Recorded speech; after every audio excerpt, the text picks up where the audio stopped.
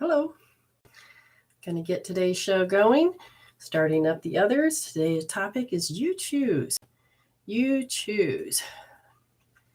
So this will be exciting.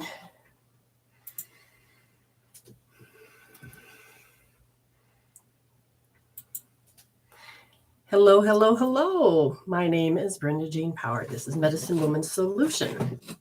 And we're going to have a good show today. You get to choose. I've had tons of things I could be talking about, thinking about, but Spirit says you choose. You do every day. So why don't you get to choose? What do you want to choose? Every day you get to choose. Is that correct? So I want to hear from you. What would you like today's topic show to be about today? You choose. Also, did you know that you don't choose? You don't choose because you have a tendency to be a program. If you wake up in the morning and you think, oh, this is going to be a great day, and you look at how you want it to be the day you want, or do you just wake up, be a program, and feel like you're a slave or a victim to your program? Hello, I see some new people here, and that's wonderful. Thank you for coming. We will get to just understand. I do readings.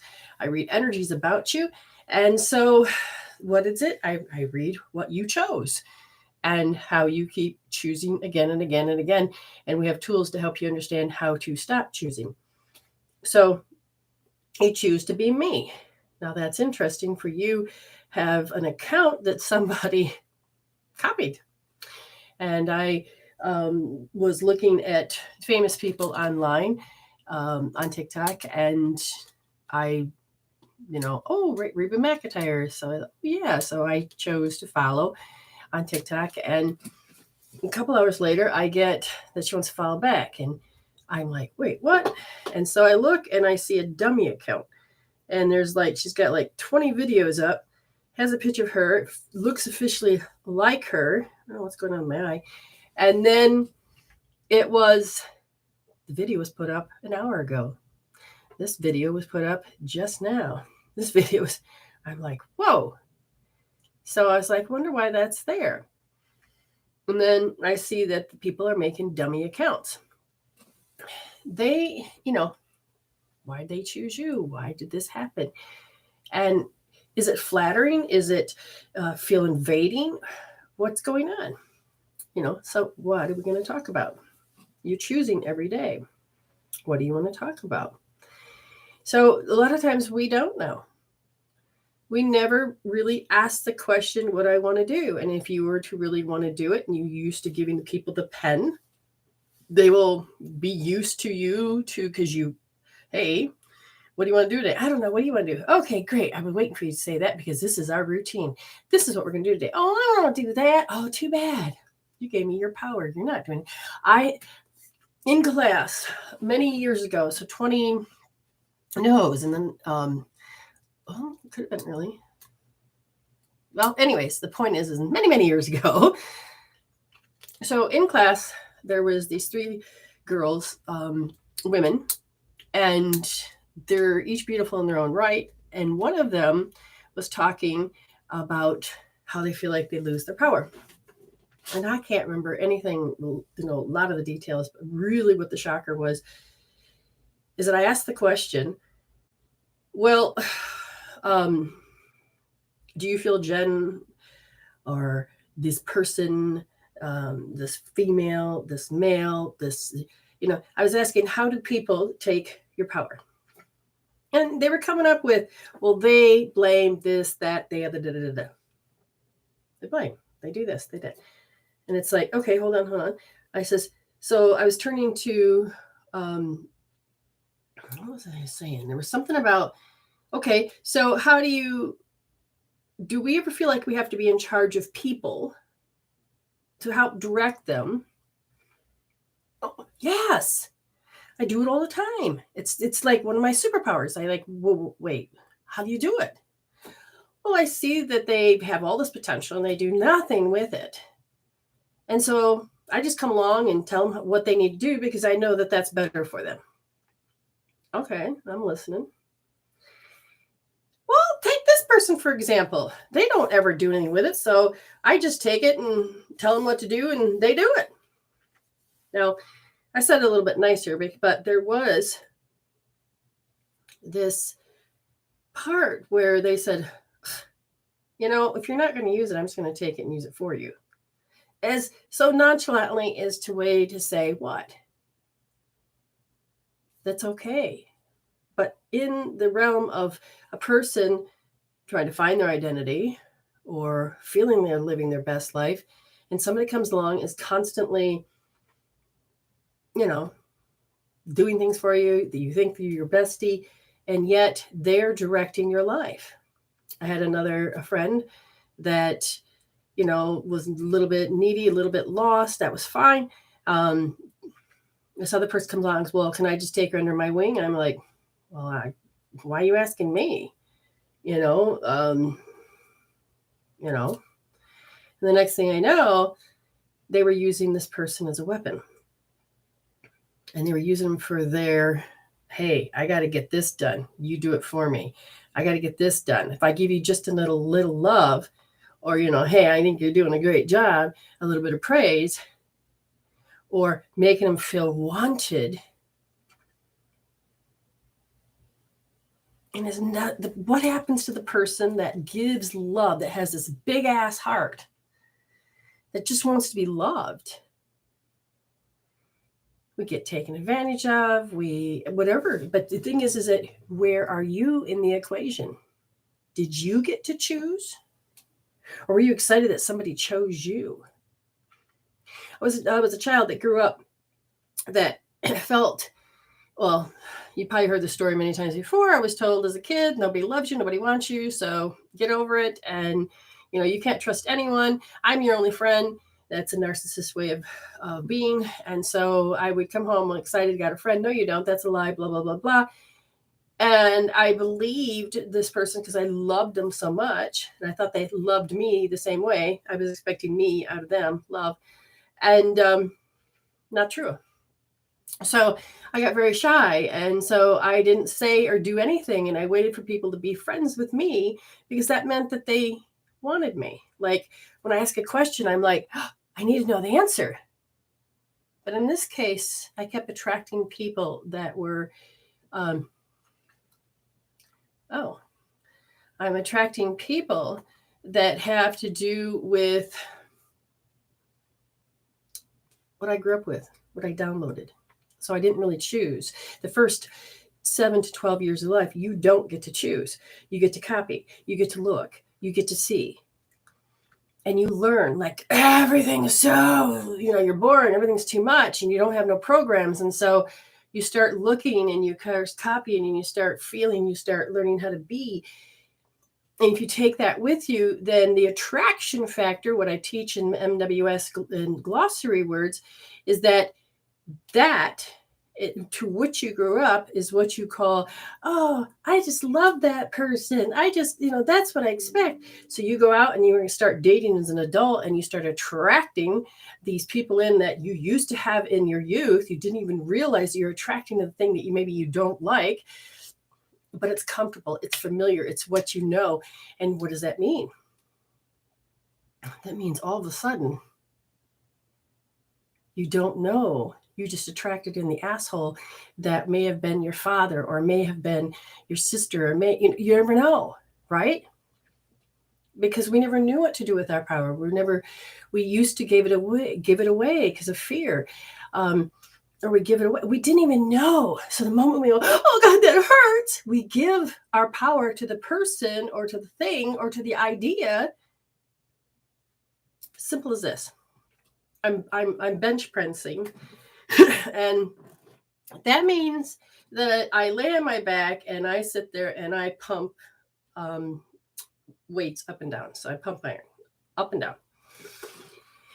And when my body, if I have not enough water, it will not be able to send the signals properly to be able to do a good pump. You'll feel tired. Oh my God, I can't do it. I don't have the strength.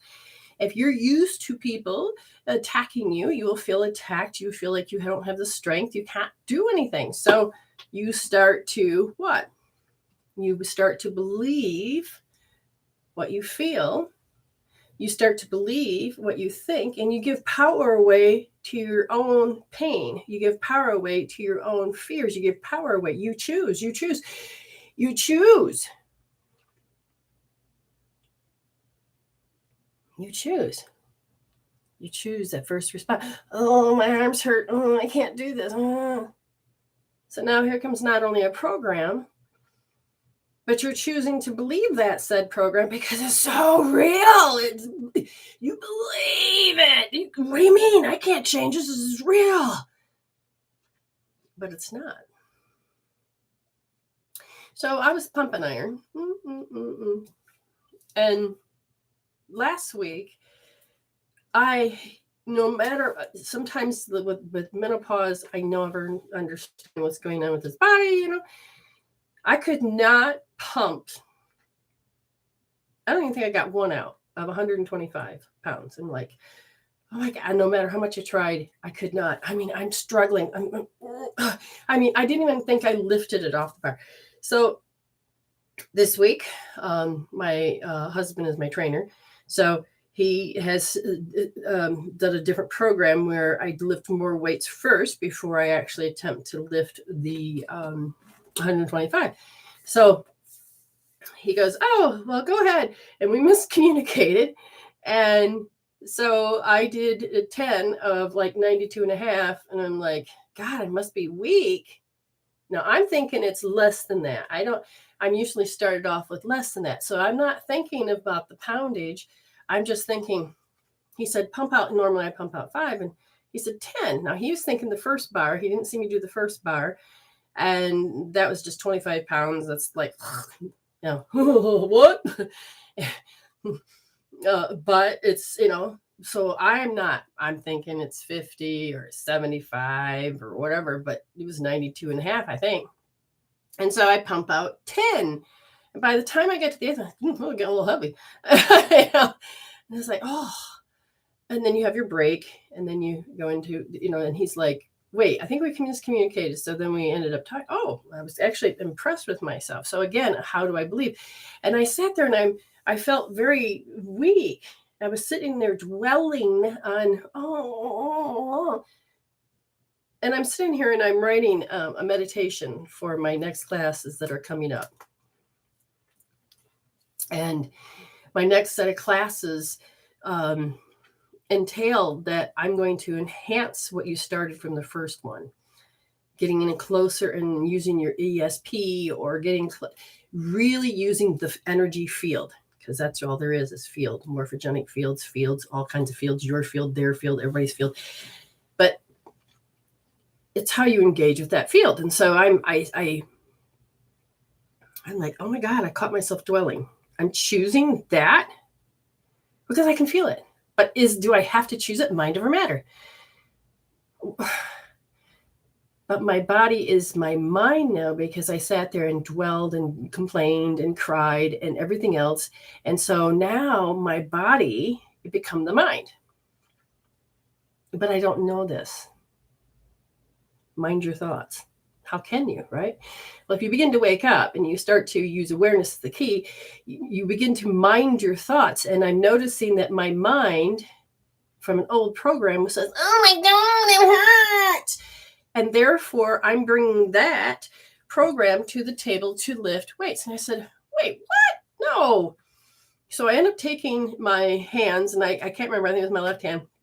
And I started using success hope therapy on how the nature of the feeling, there was really no words. And so I'm like, I'm into that. And I'm really focusing on it. And I started switching my eyes. And the next thing I know, I'm like, all right. So the meditation, I ended up doing the screen. And when you do the meditation, you'll understand what I'm talking about. But I took the screen and I saw me doing the weights. But then I put myself into doing the weights. You have to have different angles, views, perceptions. And I saw myself like easy peasy, lemon squeezy. It was a push, but the push wasn't, oh God, how my body knows. It was like, that's what I healed out. It was what I did with the 92 and a half was 1, 2, 3, 4. Oh, well, a little heavy, I guess. But I did that in my mind with 125. So I go out there. Now, again, I couldn't even do one last week. And so this week it was, okay. So I'm not doing mind over matter as much as I took the mind out of the matter. And then I end up making myself as the consciousness matter. And so it's like, okay, if I'm the creator of this, how am I going to do it? So I saw myself do it with grace and ease. And so I got in there and I'm like, all right, here we go. And you get yourself psyched up, you do your thing. And all of a sudden it was 1, 2, 3. I caught what I had done, that when I tried to pump out the fourth, my left hand gave out. And I'm like, oh, now I have another part of a feeling I can heal because I gave out. I can heal that next part. So we choose at every second what we're going to think, feel, and be. We choose. So it's important to understand, what do we choose? Like Melissa's choosing, I want to do this hands-on healing. Whatever her reason is that she gravitated to taking Reiki, just like I did in 1996. And I understood my story of why I'm choosing to find the secret to where is this hands-on healing that was found in the Bible. And it gave me great pleasure to learn it, to feel it, to experience it, but so good job. Congratulations to this next drum, because depending on which Reiki instructor, so mine was Dragon Advanced Reiki. My teacher, we became friends, and you usually have to have Reiki first before you have this, but then no, we did it. And so it depends on it. So all I know is it's a shortcut to helping you understand your intuition. It's the spiritual. It's not a shortcut as much as it is jumping on the express. That you got to be able to hang on. And that means most of my students way back would laugh, because I would be talking in the energy, the frequency, and they're in that space. They know that they're in this matrix that is sitting there of a higher frequency, and I'm holding it for them as they enter the space. They get to experience it, and then they go out and they go like, I don't want to go back out that matrix. I said, well, you can change that matrix and you can have more joy. And they go, oh, I know, I will. All right. So anyways, they go off and they come back, and every week they're like, oh my gosh, this is home. And then they would feel more at peace. And then I'm like, okay, we really got to get you to get into this. And so then you get to choose with grace and ease. Yes, I'm wanting to learn. So you're giving yourself permission. And then they would go home and they'd come back, oh my God. And they go, you know what? And then they all started to conspire and say, I think, and the best way to explain it is that you're on the bullet train. And what we think you're doing is so super fast and blah, blah. To you, it's just, that's your normal. Now, we want to get on this train, but it doesn't stop because it's a frequency.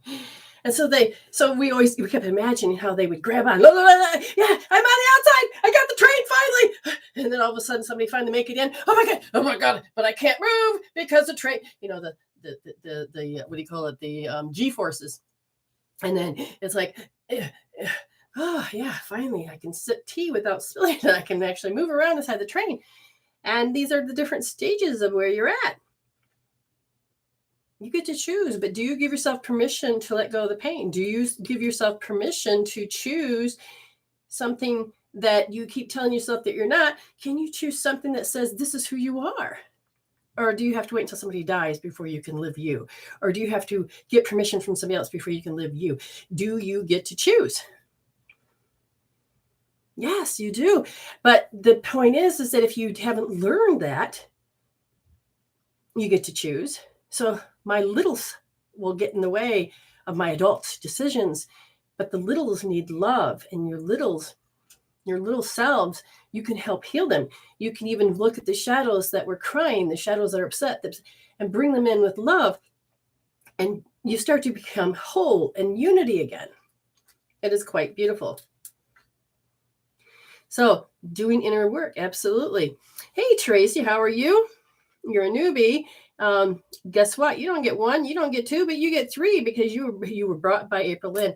So Judy, make sure you put down that April Lynn. April Lynn has also got her name in the mentions drawing She has gotten, yeah, she's putting them in there. So every time I see it, I put her name in. Right now, she's the, pretty much the only one. So by July, she's almost guaranteed. So if you really would like to win 8 minutes with me, then I would suggest you start mentioning Medicine Woman Solution, especially on when you start sharing the videos out, which you can do right now. Or any of these wonderful posts. So you choose. Like, listen to, if you don't mind, I'm going to give you your reading right now, Tracy. So if you're here, that would be great. And I will show you what she chose. And then usually the first 7 years of her life are your first. And these ones, as when your brain is in theta, you don't really get to choose because you're learning how you chose to be here in Earth, working with the mental and emotional body. And then how do you choose again? How? So in this case, I'm going to give Tracy 3 minutes and we're going to hear what Spirit wants her to know. Oh, never mind. I was grabbing a pendulum that just, I feel like you want this pendulum though. It came apart. I don't think I ever fixed it from last show. There we go. So we're going to take this and we're going to begin to do it. All right, Spirit, what did she choose, or what was you want her to heal? Where are you going? The story is this. Granted. Is she taken for granted? No. Granted. Do you hear people use that in the phrase? Well, granted this, granted that.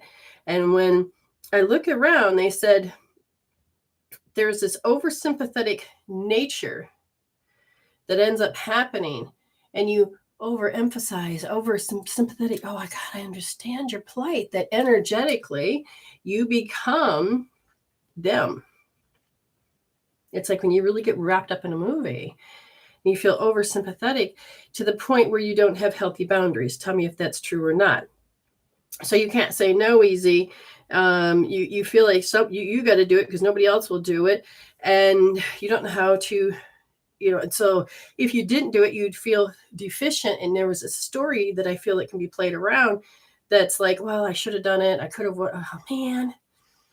So tell me if this makes any sense, Tracy, because where I'm looking at is that when you were little, you were made to feel like shit because you didn't care about somebody and you didn't like that feeling. So you're like, what? So if that is the talk or the environment, it hurt. So more of you gets pushed away. What is it you want from me? How can I make this pain go away? Instead of learning how to heal it out, we learn how to overcome it, or we learn how to shove it. And they tell me that you began to feel like you felt helpless with this feeling. So this feeling kind of drives you and controls your future to the point where it actually makes you lose power. And as your adult self starts to exert the power, or you're forced to because you have kids or whatever, there's a part of you that says, oh. So you always feel sorrow. And it creates a certain amount of pain.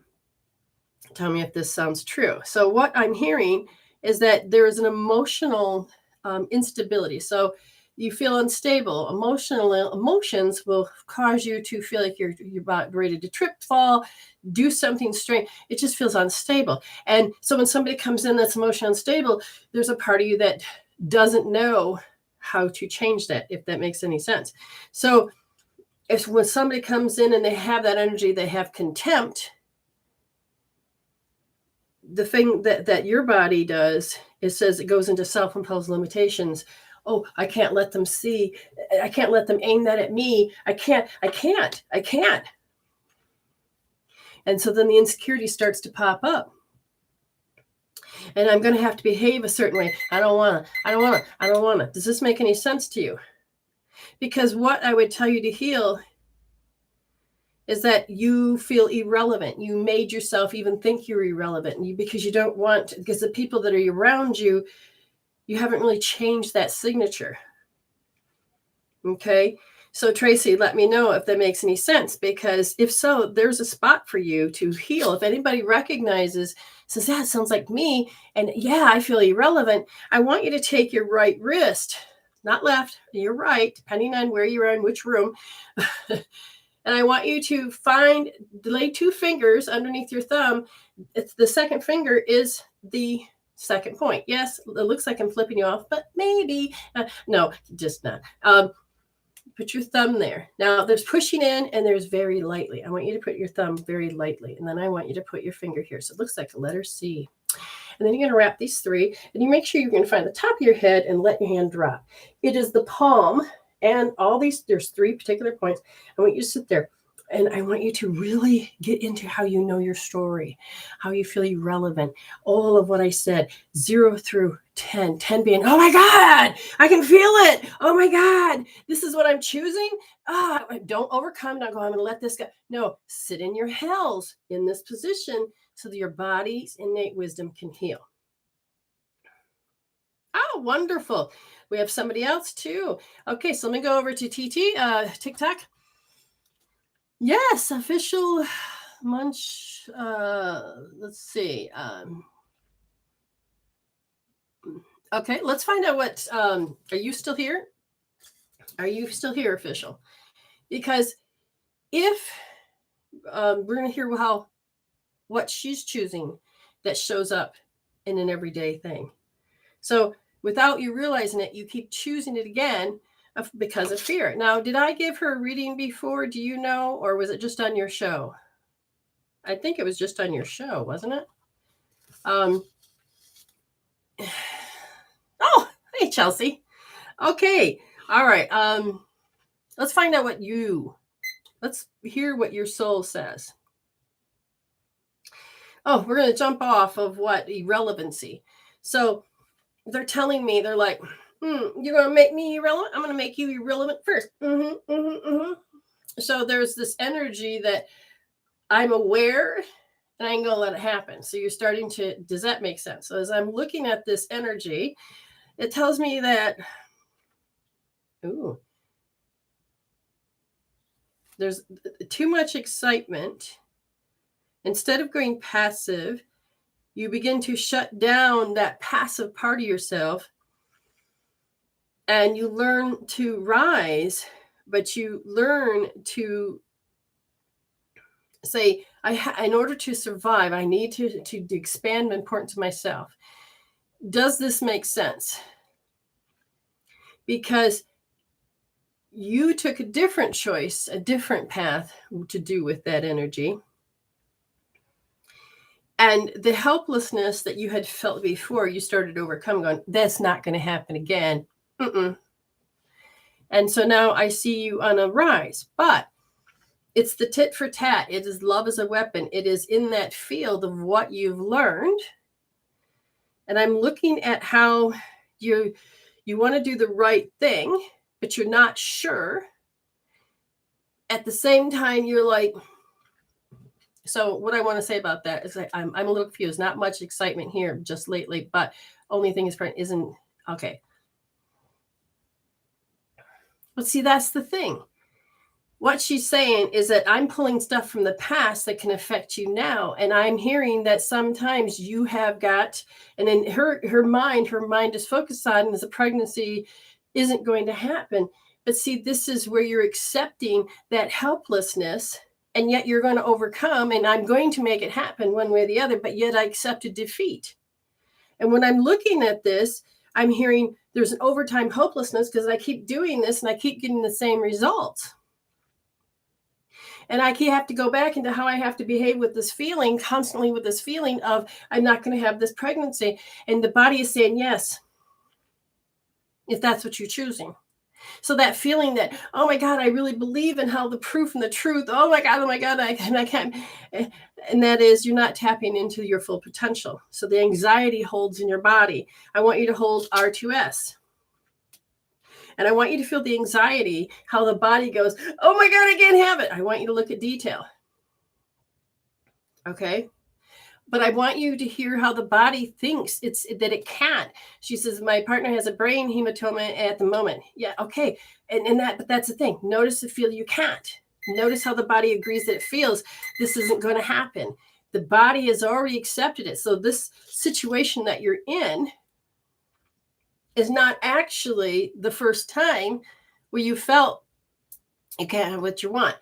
You felt. So I feel like you want to overcome. I feel like you want this urge, but you also have to be nice. You have to have an understanding. You have to wait. But yet the feelings of I can't have, it's like when you go to win a contest and you're like, I won. And then they holler out the name and I didn't win. And it's so heart crushing, or in this case, you'd be put on the back burner because my hematoma overrides this issue. My issue overrides your issue. This is the story. This is what your body's feeling.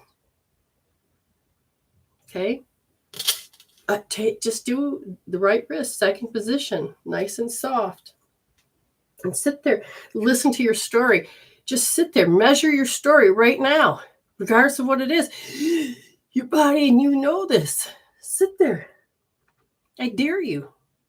And when you got in 5 minutes, write to me and tell me if that number is still a 10 plus, or has any of it changed. And thank you for all of the gifts, the story, all these cute little things that being sent. Thank you. Okay, now back over to Stephanie. I want to say Noid. So Melissa.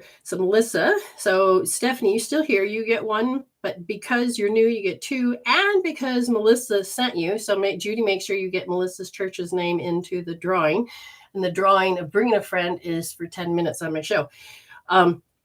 So Stephanie, are you here? Are you here? So again, you're welcome. Now you sit there, and then I'll look back, and I'm going to see.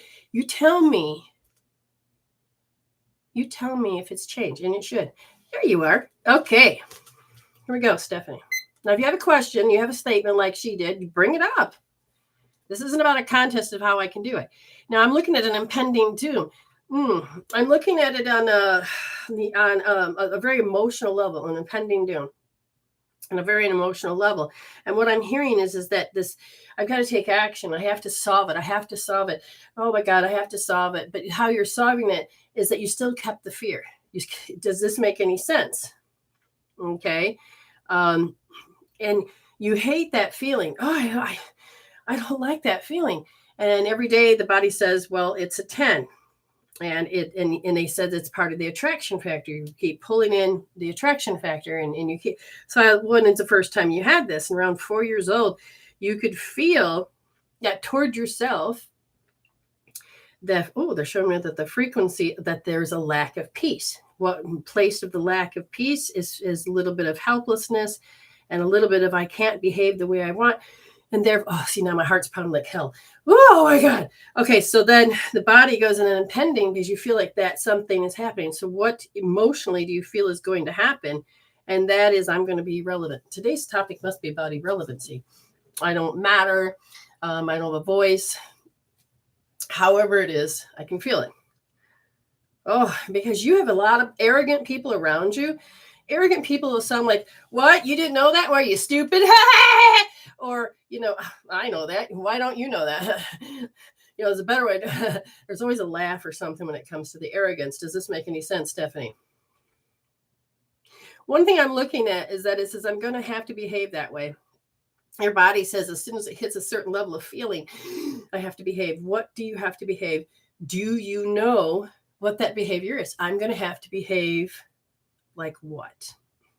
And that is what the body's saying, is that this is where it feels, I just lack power. I don't know what I'm supposed to say. I don't know how I'm supposed to do it. I can't change it. They're very powerful. I can't leave because they're in my life. I don't want to leave. This is what I know.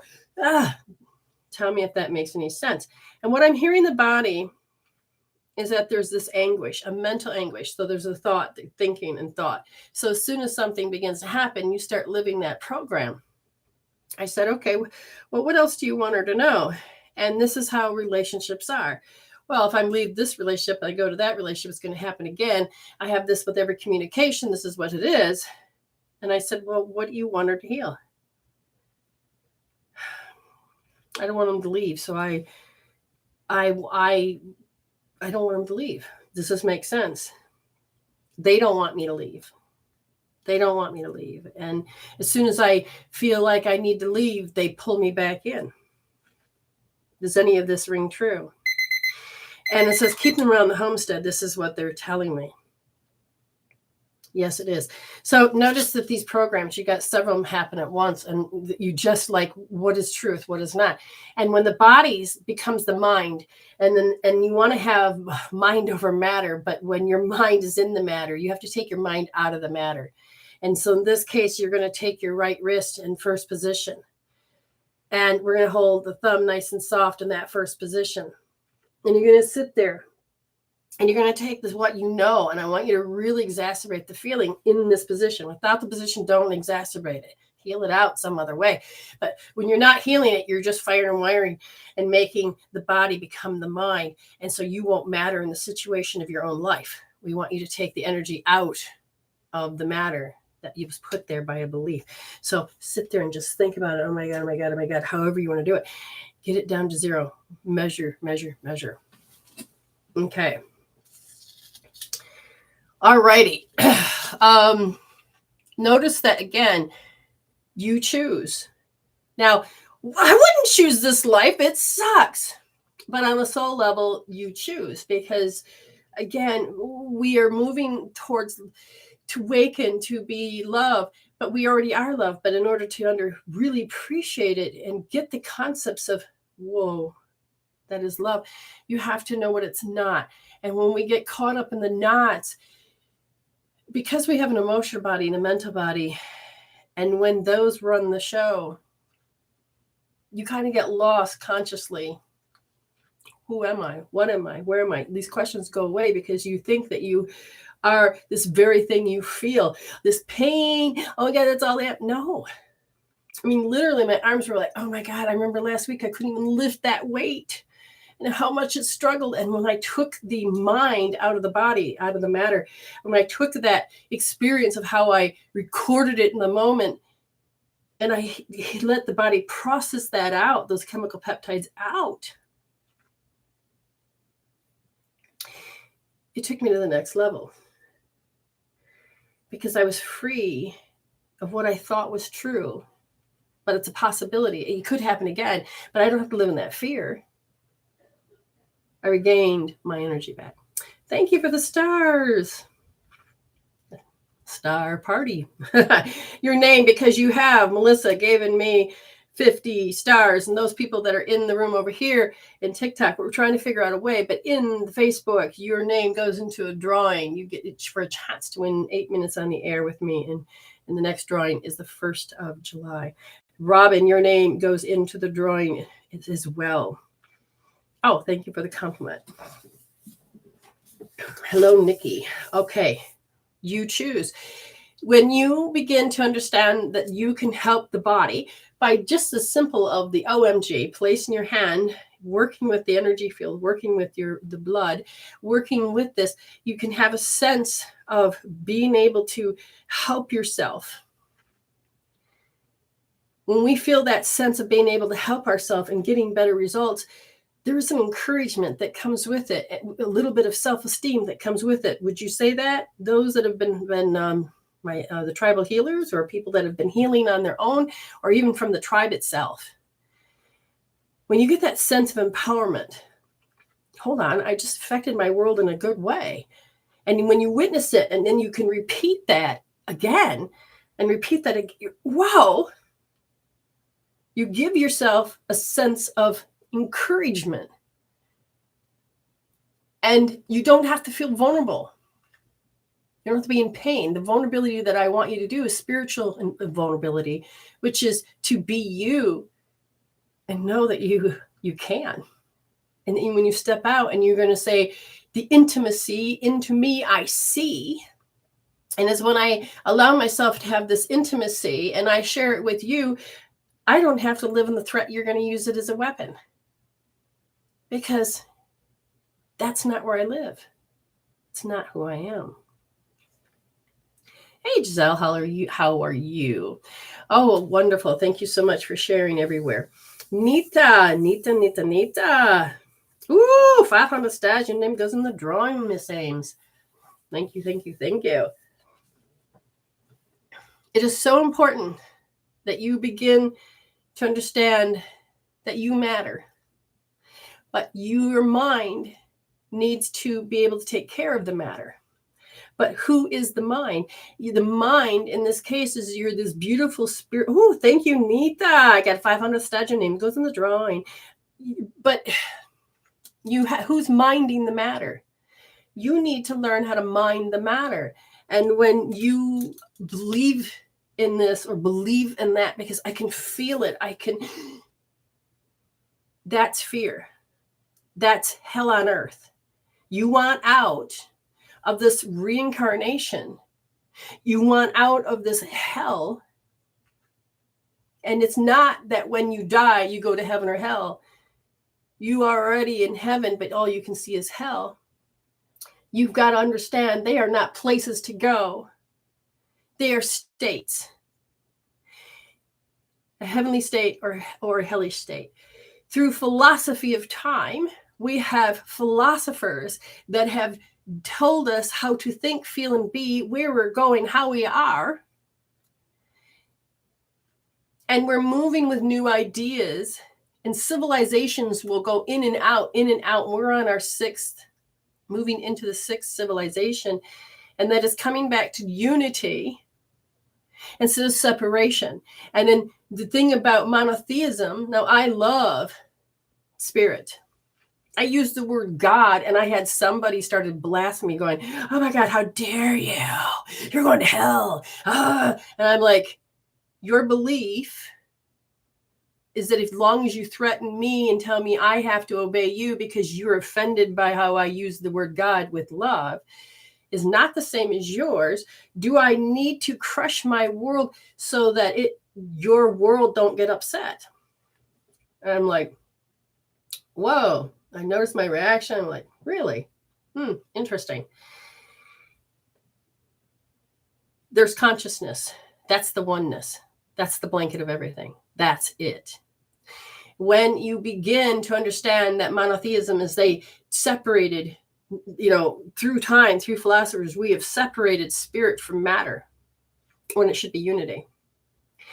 But not only did monotheism take and split matter and spirit, they threw spirit off the earth and said, it's way up there. Unity, yin and yang, or yin and yang, unity of love, unity. It's so important. It's so, so important. Unity. Ooh. Okay, you wonderful beings. What are you choosing? Now, if you've noticed, I don't think I've introduced this, but somebody heard me cry a little bit. I wanted to be able to have you know that this is my time right here. This is my Monday. Notice what day you're on. Notice the time. Now, notice it's my Monday at 11:45. Notice it's 73 in here. Now, I don't have this outside. I have that in my living room. And it's like the concept between America and Australia is that in Michigan, you freeze your freaking patootie off if you have snow and everything else. And you come over here, just put a sweater on. And it's like, my body's like, I have a parameter of snow. I have a parameter of cold. I know that it's like, I don't know if I can, my body acclimated the best it can, but it's like, my brain is doing everything it can to say, do I need that? Again, did I choose this? I am choosing this. Do I have to let it affect me? So I'm in the realm of letting myself heal this. Autumn says, when did you start at 9 p.m.? I thought you got on at 7:30. This is the way it's been for a very long time.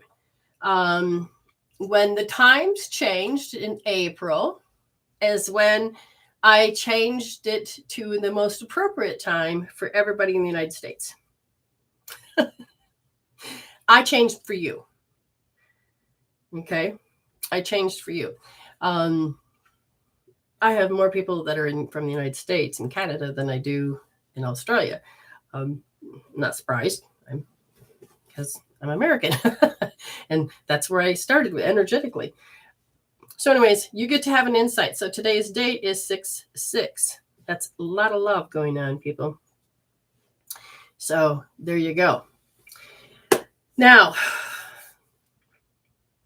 I had no idea what today's topic was, except for I was going to let you choose today's show. It ended up really being another story. And when you let spirit take you to that, you can. So my next set of classes I'm writing has to do with a certain set of meditations that are quick, boom, boom, boom, to take you into that learning how to use the ESP, learning how to use that field, learning how to manifest differently, learning how to take, heal that out, and you can use it to get into that next phase of who you are faster, quicker. So I'm going to keep playing with it until I perfect it to the point where it's okay. I will bring it to you. And again, I just don't bring this information through and then just here, I'm, no, I use it. If it don't work on me, I adjust it until it works. This is why Source Point and Success Hope Therapy have come through the way they have, because I have worked my butt off in channeling and to listening and to getting results. And when I started to replicate those in other people, it was like, ooh, I can do this. And when you started to be able to heal yourself, that's when I knew I was on my track of how I'm supposed to do this. Okay. Let me double check because I haven't even checked to see. Now we do have expedite. So if you'd like to come on, it's $24 for a reading or healing. You choose. We can do it without video or with video. You can be on TikTok or you can be on Zoom. You can choose. And those people that are in YouTube land, thank you so much. So let me look to see. I have not gone on my page in a very long time. So we have people that are tribal. Woohoo! Paid for another month. Yay! We have another person in, hold on, tribal. They paid for another month. Woohoo! And we have Nita that says 8-minute reading for me and a pay it forward. Oh my God. Yeah. Woo. We have a pay it forward. These are the very fun ones. So a pay it forward is that you guys can play. Now, I haven't really asked Spirit how to do this, because if TikTok and YouTube, Judy, you may have to figure out how to do this.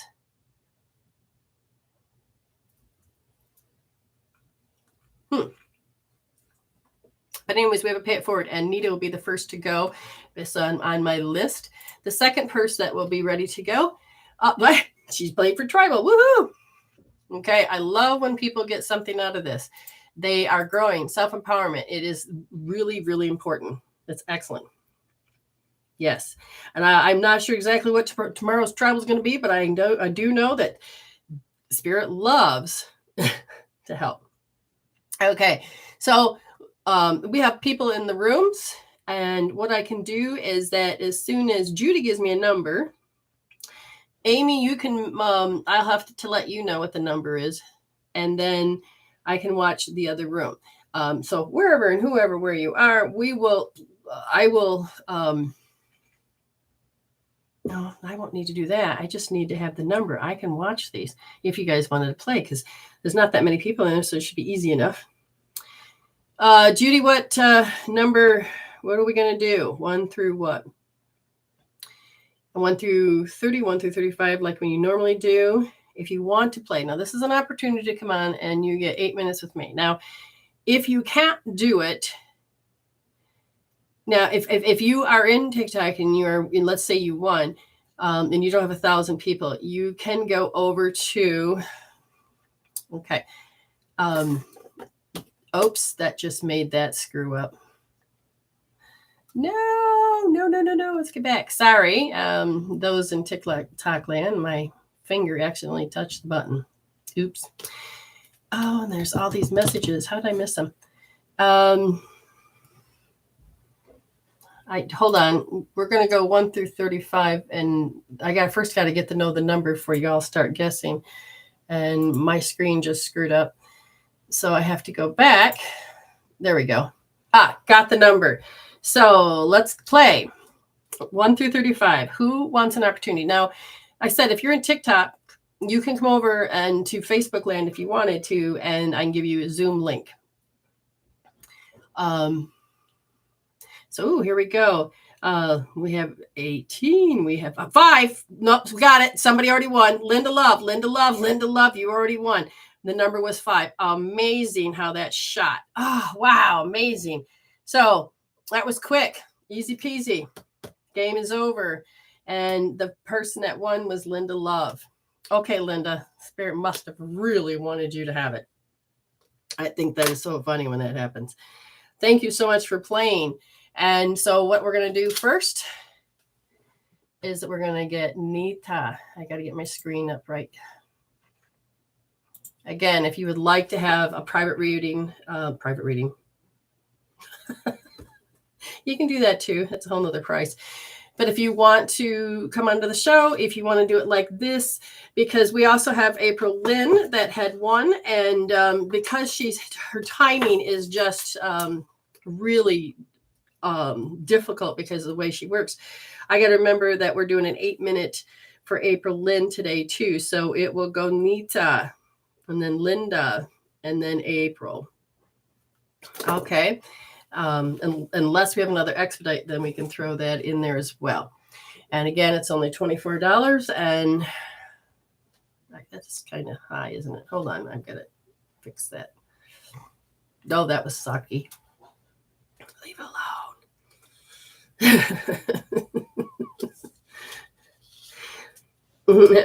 Good job. You're probably good. The one thing about learning how I really want to get this recordings done and really get the class going, because I'm going to do a dream interpreting class that will show you how it connects to healing as well as with this meditation. How you're really going to be able to use your ESP so that you will begin to learn how to be a resolver, and you start pulling from certain fields and you'll start having success. Now, again, I got to make sure I do it on myself. I've had some success, but I've got to perfect it for you. That's what we got to do. Where was I going with this? Okay, get the link. That's what you got to do, young lady. And then you go over to find Miss Nita. And, I've been thinking, well, you've been coming to my mind. It's like, oh, she's floating. And I thought she must be on a wave. But then here you are. So that's awesome. Oh.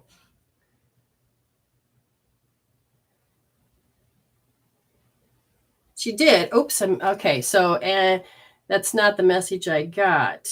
So there's another message that I've missed somewhere. Oh, maybe I'll go back and reread it. I might have read it wrong. So where is Miss April? She says,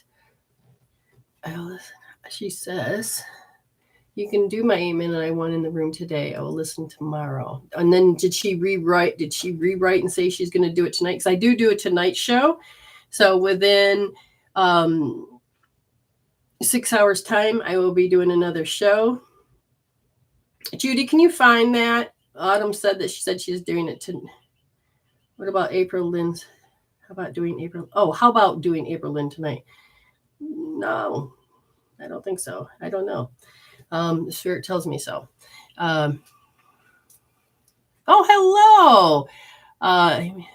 Yes. Okay. Well, hang in there. I'll get you those people on TikTok. I will get you your 3 minutes tonight and after this with Nita. I'll throw in there because there's somebody new. So hang in there. Hello. Wait, do I got volume on? Yeah. Yay, I can hear you. Okay. I was like, crap. Because on the weekend, sometimes I just shut everything off. All right. Do you have your cast on still? Oh, it's better. No, not really. Now it's just. Wow. Yeah. So. You're healing well. Yeah. So you know what I find funny out of the whole thing? What? Remember how I said to the doctor initially said, "Oh, you're a smoker, so it's going to take you at least 5 weeks to heal." 3 weeks, 5 days. I was able to get the pins out of my hand. No. Said, you beautifully. And I was like, I know. I love it. You didn't fall for somebody else's belief in reality. That was a set standard of what they were taught, but you said no. So good job, good job, good job. And you got the pins out. Amazing. Wow. I'm keep healing. Full mobility as of yet. You Yeah. can see it's still a whole little curve, but it's getting there. It's better. Yeah, you'll do it. You'll do it because see, I didn't get mine set. They screwed up here and they didn't get mine set, but I got almost. Hey, guess what? I can pick up some rice and nothing falls through. I think that is good. They told me I wouldn't be able to do that. Good. They told me I was going to not be able to get any further than this because these are twisted and they got knots. And they said, there's no way you can do the exercises on your own. I'm like, you want to bet? Look at that. I took and I changed that belief. Anyways. Yeah, it's all about the muscle memory and what you tell your brain. Exactly. Yeah. I don't lose the M&Ms. Okay, so let's get into healing. How can I help you, dear? So last night I had a dream. Ooh. It was a lot of weeping. Okay. I just remember being like, in my dream. And I even woke myself up a couple times. But it wasn't affecting me in my sleep where it was like bad. Because I mean, I even woke up with a nice puddle of drool and I was like, oh, nice sleep. But like, why was I weeping? You know, like I just felt like okay, a relief or like a purge or like, I don't know. But I know it was like a let go. Okay. So was there anybody else present or that's all you recognized was the feeling? No, it was just me crying and the pain and just saying, you know, like, I know I heard somebody saying, like, go with it. It's okay. Let it go. Okay, good. All right. But that was to the extent of it. I just remember visually seeing me, though, and just, And I feel like because you're a tribal healer, you're hanging in that frequency, you're going to learn how to, live it, breathe it, walk it, talk it, and dream healing. And I feel like that's what you're doing. So crying is helping you to notice that you released a negative thing, a thing that you've been holding on to as part of your truth, your pain, your youth. And I feel like what they want me to say, because they're telling me about one thing. So that means I'm looking at something.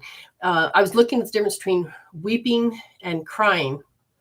So in a cry, you release the negative emotions that were most likely caused by some waking situation. So we understand that.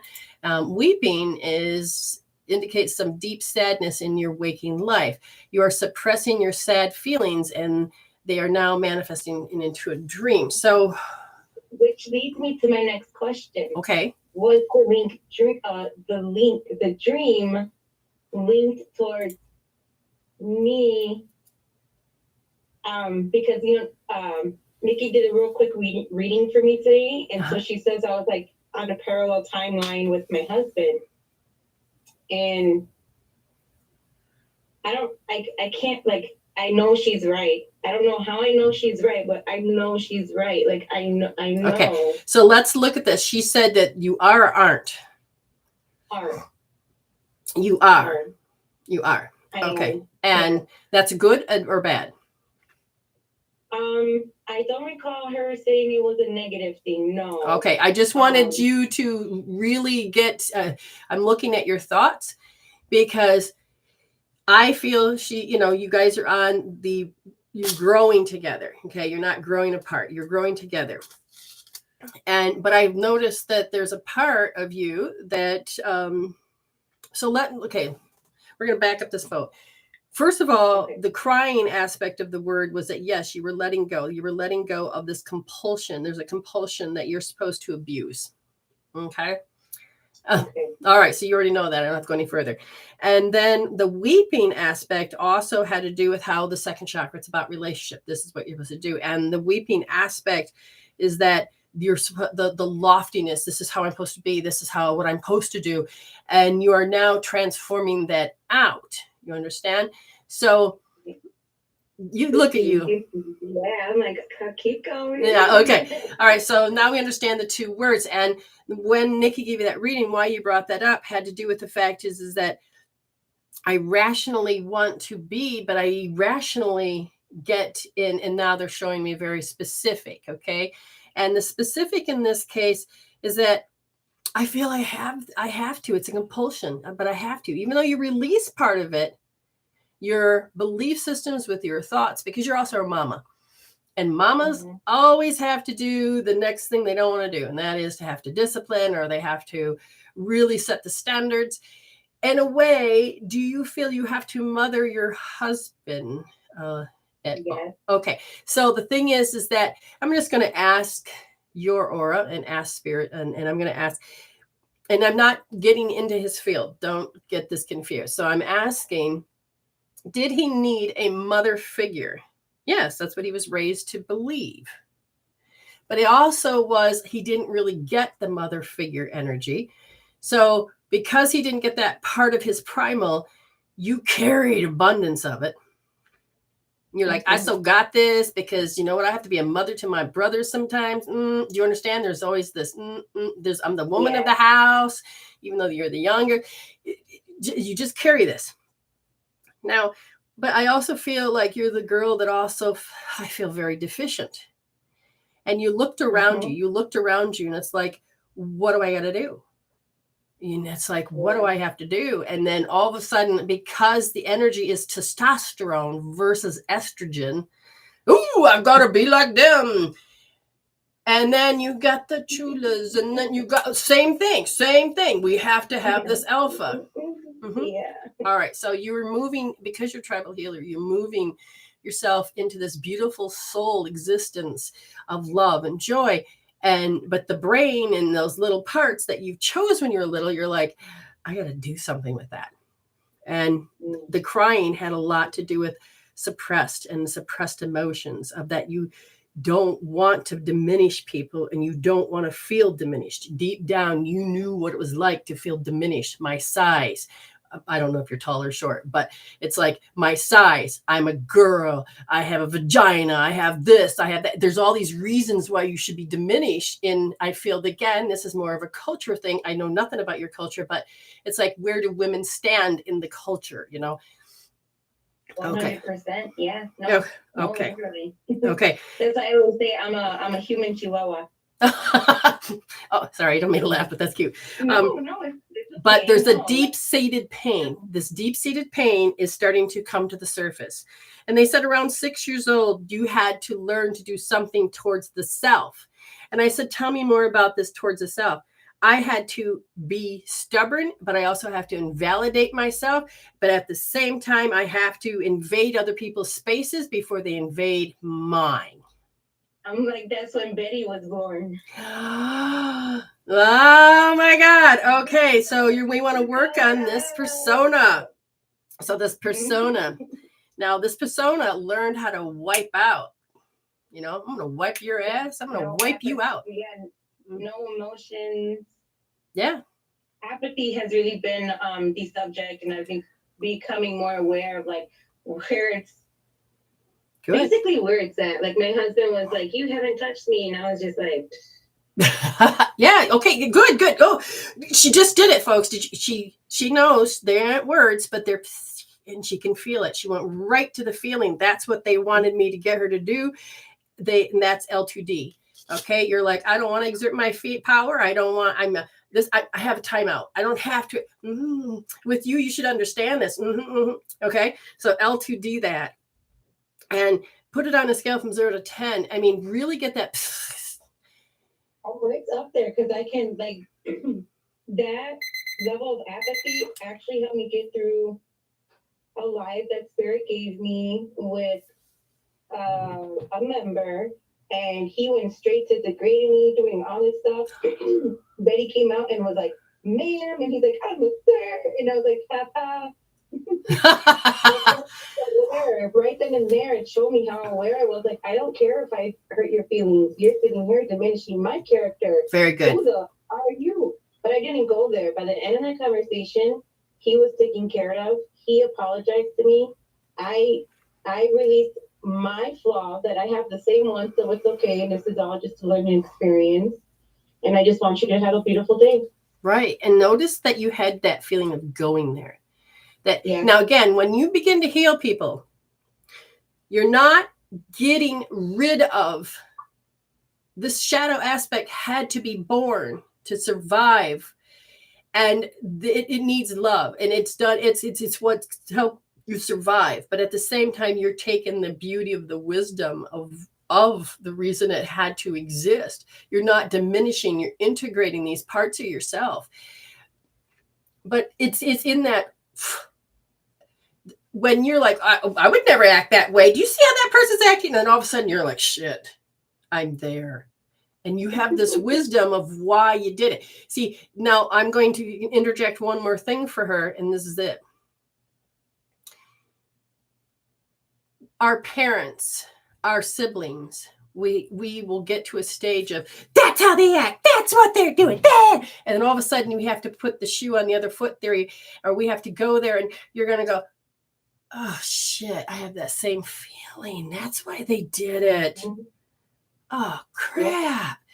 And this is where then you have to take that one part and heal it out. I reject you. Oh, okay. I'm going to heal that out, to the point where you start to integrate this wisdom. And that's what she's doing. Now they're telling me that when you get ready, you're not only going to do L2D, but you're going to notice how, not only that you don't, I'm not going to lose my power, but also how love is a weapon. And that means you may have had to different stages of your life where you've had to denigrate others. You've had to belittle them. You have to look at all of the personas tactics now. Mm-hmm. Okay. And I said, so you're going to do that with L2D, but you also are going to do with L2D the temptation. It's like, I'm so addicted to that chocolate. Yeah, leave my addiction alone. Or 100%, yeah, because that's why I said, man. We don't want to give it up, man, because it tastes good. It's us. It feels right. But and another part was, we know, hey, it's making us fat. It's making us ugly. It's making us hurt. Yeah, the fact that, with just one word, look at how fast I tore you down. Mm-hmm. Yeah. Oh, so proud. Yes, being so proud. That's the temptation. Oh my God. Nita, you kicked into it. This is the thing I've been watching all weekend with energies, and it was, I can't lose face, man. Back in the paradigm, back in the old days was, man, oh, you hurt my feelings? You did that in front of my family. I cannot lose. I have to kick your ass. I cannot let this pride down. I have to be alpha. And that's everywhere. And it's been really instilled in men. And if you've had a bunch of testosterone growing up, you're going to know that you have to stand there, and you can't lose. You can't be stupid. You can't look like that. You can't. Does that make sense? 100%, yeah. All right. So that's the temptation. You're like, I'm not giving this up. This is my sugar. This is my cocaine. This is and this is how we get addicted to personalities, signatures. And there's nothing wrong with them. Every single human does them. But you're getting ready. Yeah. You're definitely learned, it's there, so I know I can use it, but only if it's really needed. There really is no need to. And here's the thing: when you start to not be that, people are going to want to pull you into that, because that's how they've learned you. Mm-hmm.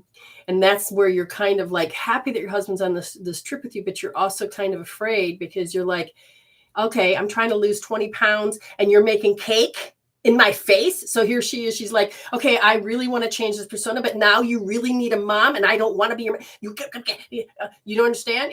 You stop pulling me there. But yeah, my main concern is, I want to make sure, I know it sounds selfish, but I want to stay on a journey of healing myself and healing what his issues are. Is that really going to help him? Say that question again. Because am I jumping on that parallel timeline, between my husband and I? So, I don't want that to conflict with my healing journey. Okay, so this is where it gets complicated. Just so, I'm giving her a little bit more because this is too juicy and it's for everybody to learn. This is what you did, hon. As you are learning, you got all of these different facets in the kaleidoscope that you're learning at once. And as you start to integrate through them, One, you have to learn, oh, I can feel when it kicks in. Two, oh, I can't, I'm going to go there with the temptation. Okay. And I don't want to do all the healing and then I create karma. No, here's the thing. You have got to address the emotions to the very first level. That's how you're going to be able to read the program, is that, oh, this hurts. Okay, this hurts. And am I impeding it or am I forcing it? When it comes to him, I feel that he is more open to follow, not because he's a puppy dog or any of that. What I think it is that your inner world is creating a projection. And he is that part of you that has this, that's important. So he will follow, not because he didn't learn a lesson or he's, or being lazy. That's not it. He's that superimposed you that said, it does really no words for it. And so when you start to shift, okay, it's the time when you, Nikki and him, and all of a sudden you guys had that experience of that, because you shared it with me. Do you remember that experience? And then all of a sudden you're sitting there and Nikki's sitting there and he's over there and he's getting it too. Yeah. Okay. That's what the thing is, like 100 monkey theory. So as soon as you start to shift and carry the frequency, it's not really his issue as much as he'll start to shift. Now you'll see when it's really his issue. But this is also then becomes where you get to heal deeper and you get to heal. And then you're not going to play with that. You're not going to be participating in that. And then all of a sudden that will cause him to say, I don't have to carry that. Again, you can heal how every aspect of you are in that moment. That really will influence those. I can feel him being on this same road with you, just like my darling Ellen is. And it's just.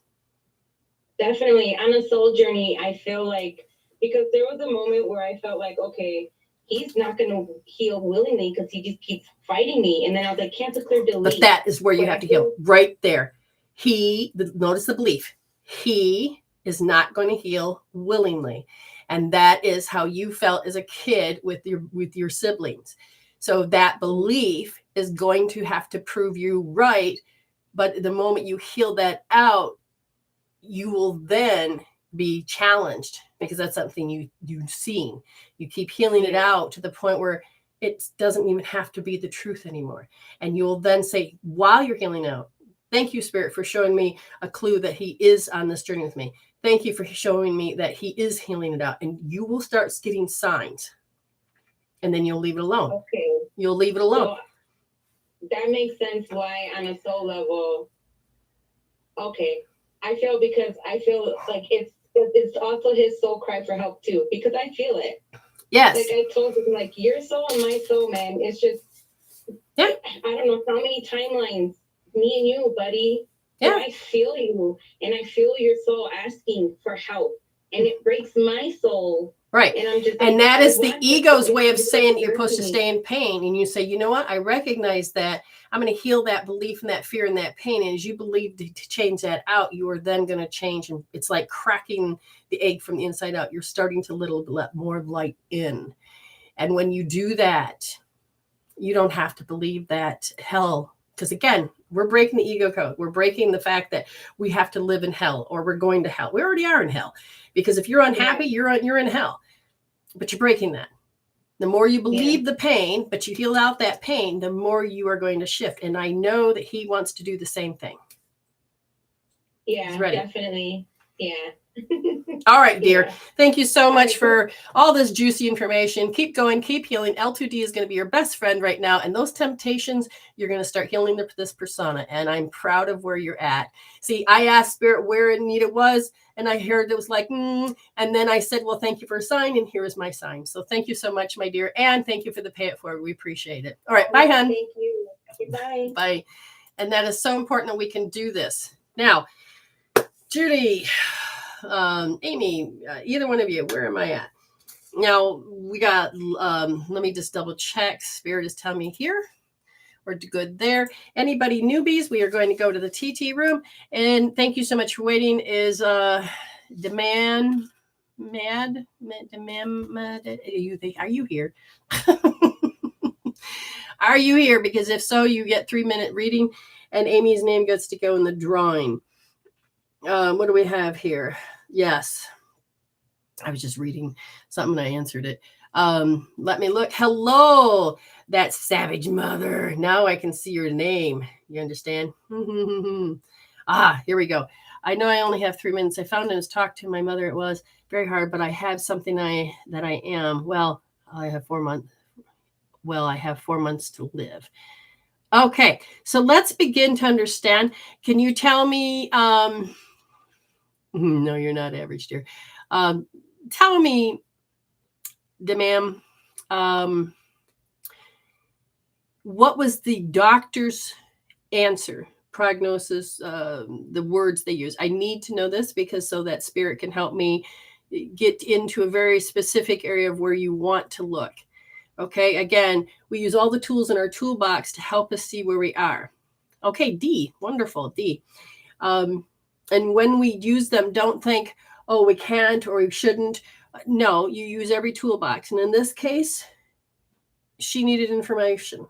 What did the doctor say? I need to know that least that piece of information so that I can direct, because you got so many different timelines. Your soul says we can work on at least 6 of them. 4 are more important than the other, but I want to see where your mental state is at this moment so that I can even follow further. So it is that quantum field. Given a second to see, because they put a toe tag on her and said that you have 4 months. Now remember, just like you, I don't know if you were here when Nita was told, oh, since you're a smoker, it's going to take you at least 5 weeks to heal that broken finger. And she did it like in 3, and they got the pins out. And then she, so we don't always have to follow the toe tag or the prescription that other people hold for us. That is what we want to do, is look at the beliefs. Okay. So, the delay. I have to wait for the delay.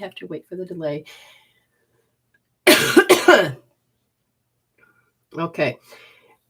Lung. Okay. Lung cancer, master. All right. When were you first diagnosed? It is everywhere. Oh, I am good. I want to help my mother with her own guilt. Okay. I'm good. Okay. Here's the thing. When you want to help others, you have to help yourself. Do you understand? So why would I want to help my mother? So with her own guilt, does that mean that you got it from secondhand smoke? What is her guilt? And the reason we're asking is that we can't save anybody and help anybody, but what we can do is help heal out what you see. Now, if I ask Spirit, the belief in that toe tag is very strong. It's everywhere. And I would tell you, go read everything that Dispenza wrote, watch some of his videos. Notice that we don't have to accept it. There are some people in some of his testimonies of these people that go through meditation and do all this, change the environment. It is your environment that changes your DNA's expression. She left me when I was a child and I just found her. Okay. And so you worry about others. All right. So I'm going to just ask Spirit, what do you want her to know?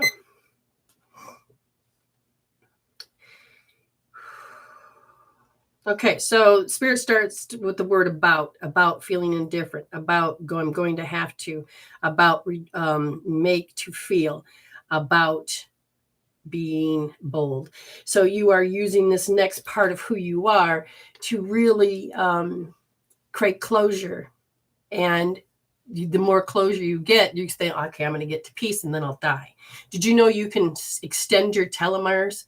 And these are the lengths of if you keep shortening them, you would die sooner. But if you can learn to change the telomeres, I'm going to stop the timer real quick and I'll get back to your reading. Spirit wants me to have you understand this.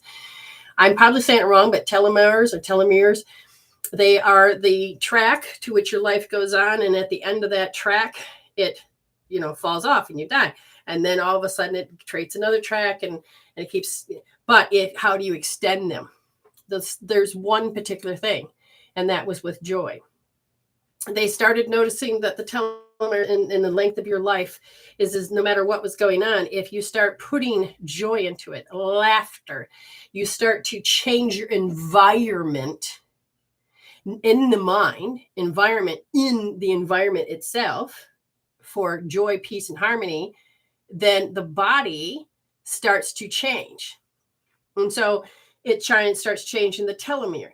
But if you believe you're going to die, like, so this is what, which documentary was I reading? Crap, don't remember which one it was. Anyways, the guy was told, well, you're going to die. Okay, well, I want to see my kids. I'm going to live, and I'm going to see my kids, graduate kindergarten. I want to do that. I want to do that. And so the kid graduated, and then he's no, I want to see my kid graduate high school every day. You put it in the field, and every time go to the doctor, you're going to die. And then all of a sudden, the son graduates. I want to see my son get married. No, I am going to see my son get married, and he gets married.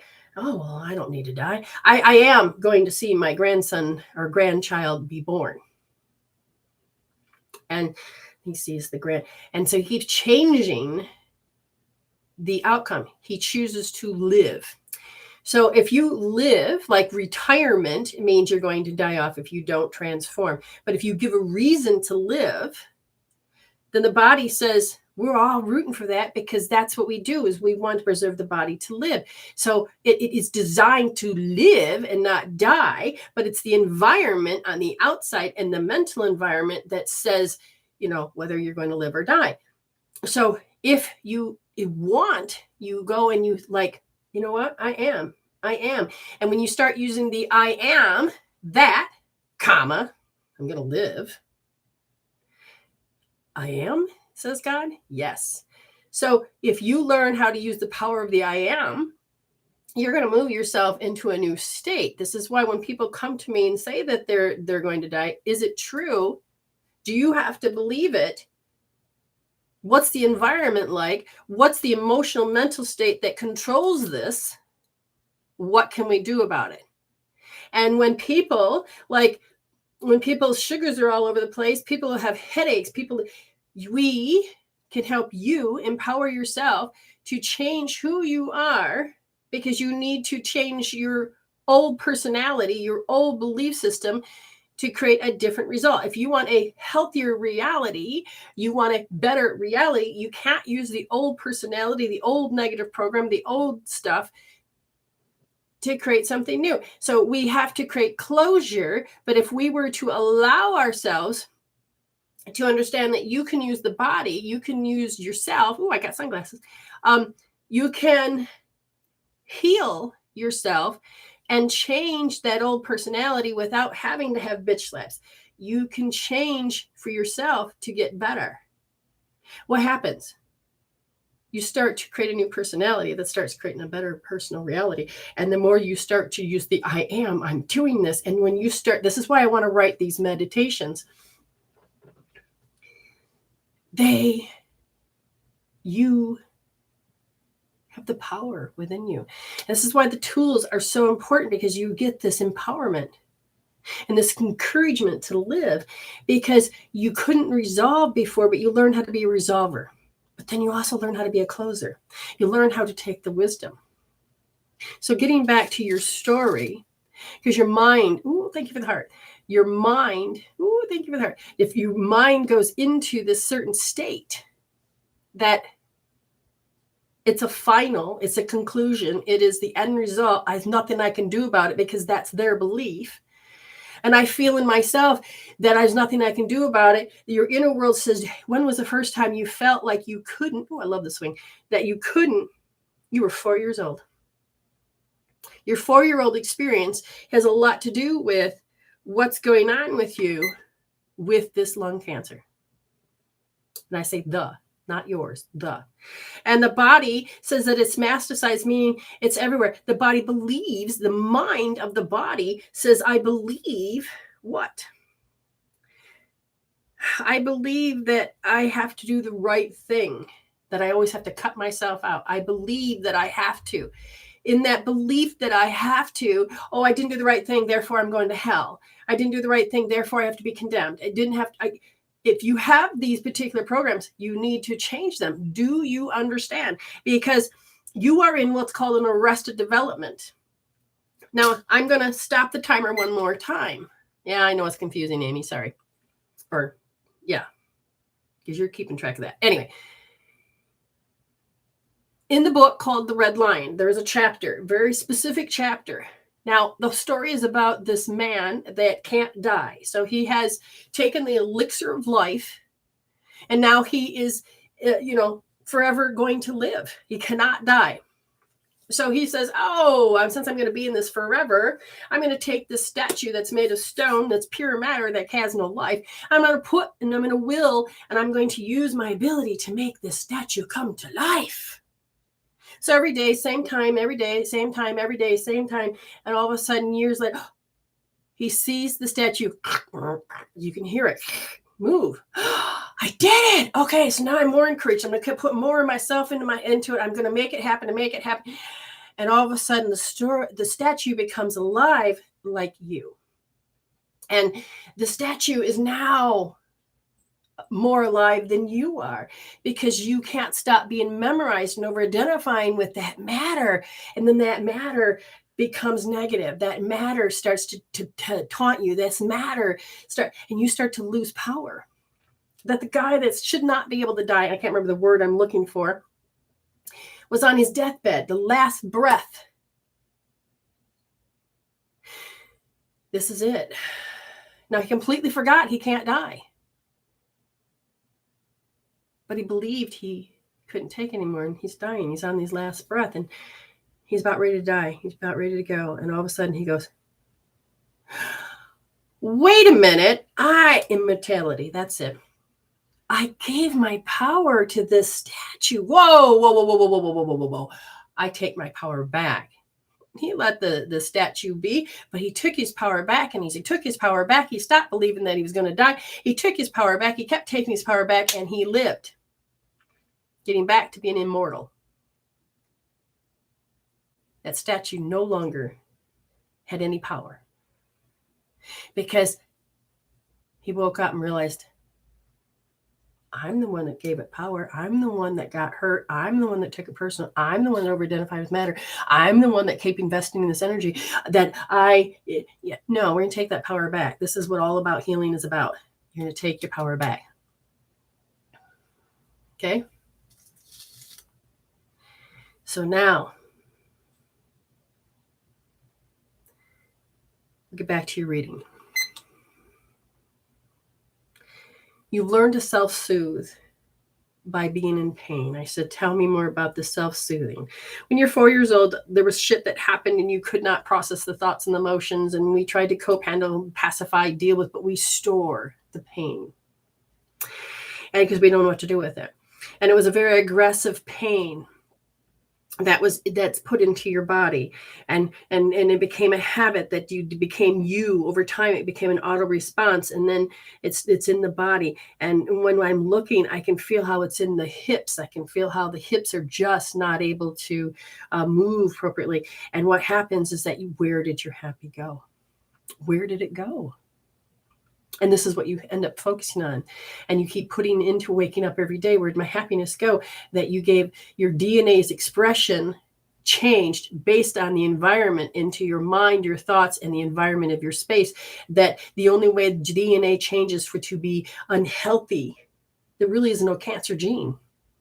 We say there is, but there really isn't. If you really study about biology, cell biology, and genes, there isn't one. But it's the belief. But if you epigenetically take on, so if I said, why did it represent in the lung and now it's over? It's because I have this limit.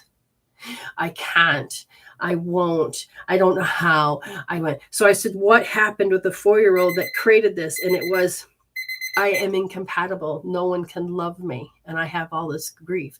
And if these beliefs are there, they will control you. These are the things you have to heal. I says, what is the main thing that can begin to help her heal where she's at? I want to forgive. I have in my mind, but not my body.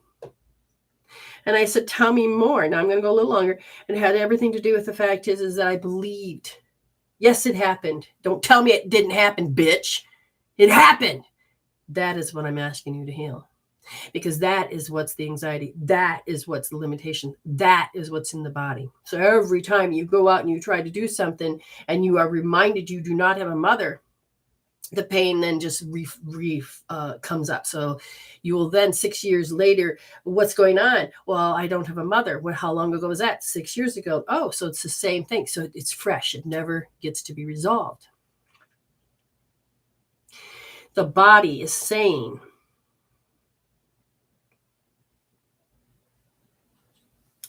that I have limitations because I didn't have, therefore I can't. The body is saying at 4 years old, I got to do it right. This time she won't leave. I got to do the right thing. I believe I did it wrong. Does this make sense to you? Do you feel like there's a right way and wrong way? Is it a black and white? Do you feel this? Your body is telling me that it has a lot to do with feeling there's this mental anguish that you can't stop the track of this mental anguish. Like the pain just vomits all over again. And when I think of her, yes, there it is. Good job. Good job. Your body says, oh, bring this up to your head. So that and your soul says, oh, can we heal it out now? And I'm going to say, yes. And they want you to hold right wrist, right side, first position. And what do they want you to do is they want you to use your body to do the healing. And they want you to take that right wrist, first position, and then they want you to put your thumb there. But this time they want you to push in. Put your finger in your palm, create the letter C, wrap these three around, and then remember to hit the top of your head. Don't hit it, just touch it and let it drop. And sit there and take that phrase you just said and just sit there with it. Oh my God, it's a 10. Oh my God. Don't even have to think. Let the body talk. Breathe it through. Feel the body. Let the body cry. Let the body weep. Let the body do what it's doing. But get into that. Feel it to heal it. And then because you measured as a 10, it has a chance to get down to 0 and everything will start to change. And then you heal the next level and hit the next level. And then you can start to change the mental environment because the brain sees pictures and the brain has to follow through. You can start taking the mind out of the matter. You can become in charge of the mind and you can make yourself matter. You can do that. Breathe it through. It will feel uncomfortable, but breathe it through. Give yourself a break if you had to, but go back in. Get it down to 0. Do not leave anything behind. Okay. Thank you so much for being patient and letting me go through this. It's important that spirit has its way of being able to communicate. Thank you for that, Corgi. It's a cutie pie. Let's breathe. Let's breathe. All right. Now you can do this. Believe in yourself. Hello. Anybody new in the room here? I see an Ashley Villers. If you're new, you can get a 3-minute reading or 2-minute reading. Sorry. You yawn a super long. Yes, your body yawning has a lot to do with releasing, burping, farting, aches, pains. It's all voice. And when you breathe, when you heal and when you let it go, the body says, I'm releasing these emotional chemical peptides that make me tied to the past. Hi, Miss Jean. Yes, I will give you a 2-minute. Amy, is that one of yours? Person that you know? I need to know if you were sent. If not, it depends on it. Yeah, I need some water. Good point. Good point. Okay, so Miss Jean, I will come over here. Miss Jean, you ready? There's a lot of, when everything's stable, you can walk upon it, and something that feels unstable, like a bridge. Oh, you feel this here. The type of is an emotional instability. Ooh, thank you for the stars. Your name goes in the drawing. The emotional instability gets you very confused. And I said, are you aware of the emotions? And they said, yes. There's like, I keep attracting in a particular story. It says, what age? 4 years old. At 4 years old, you keep attracting in this particular thing. So what is it in emotions? They said it's insanity. It just can't make it stop. This thing won't stop. It just keeps going. And that creates, because it won't stop, it creates this emotional instability. And what else is there? I'm looking at the archetype. Which one do you want or understand?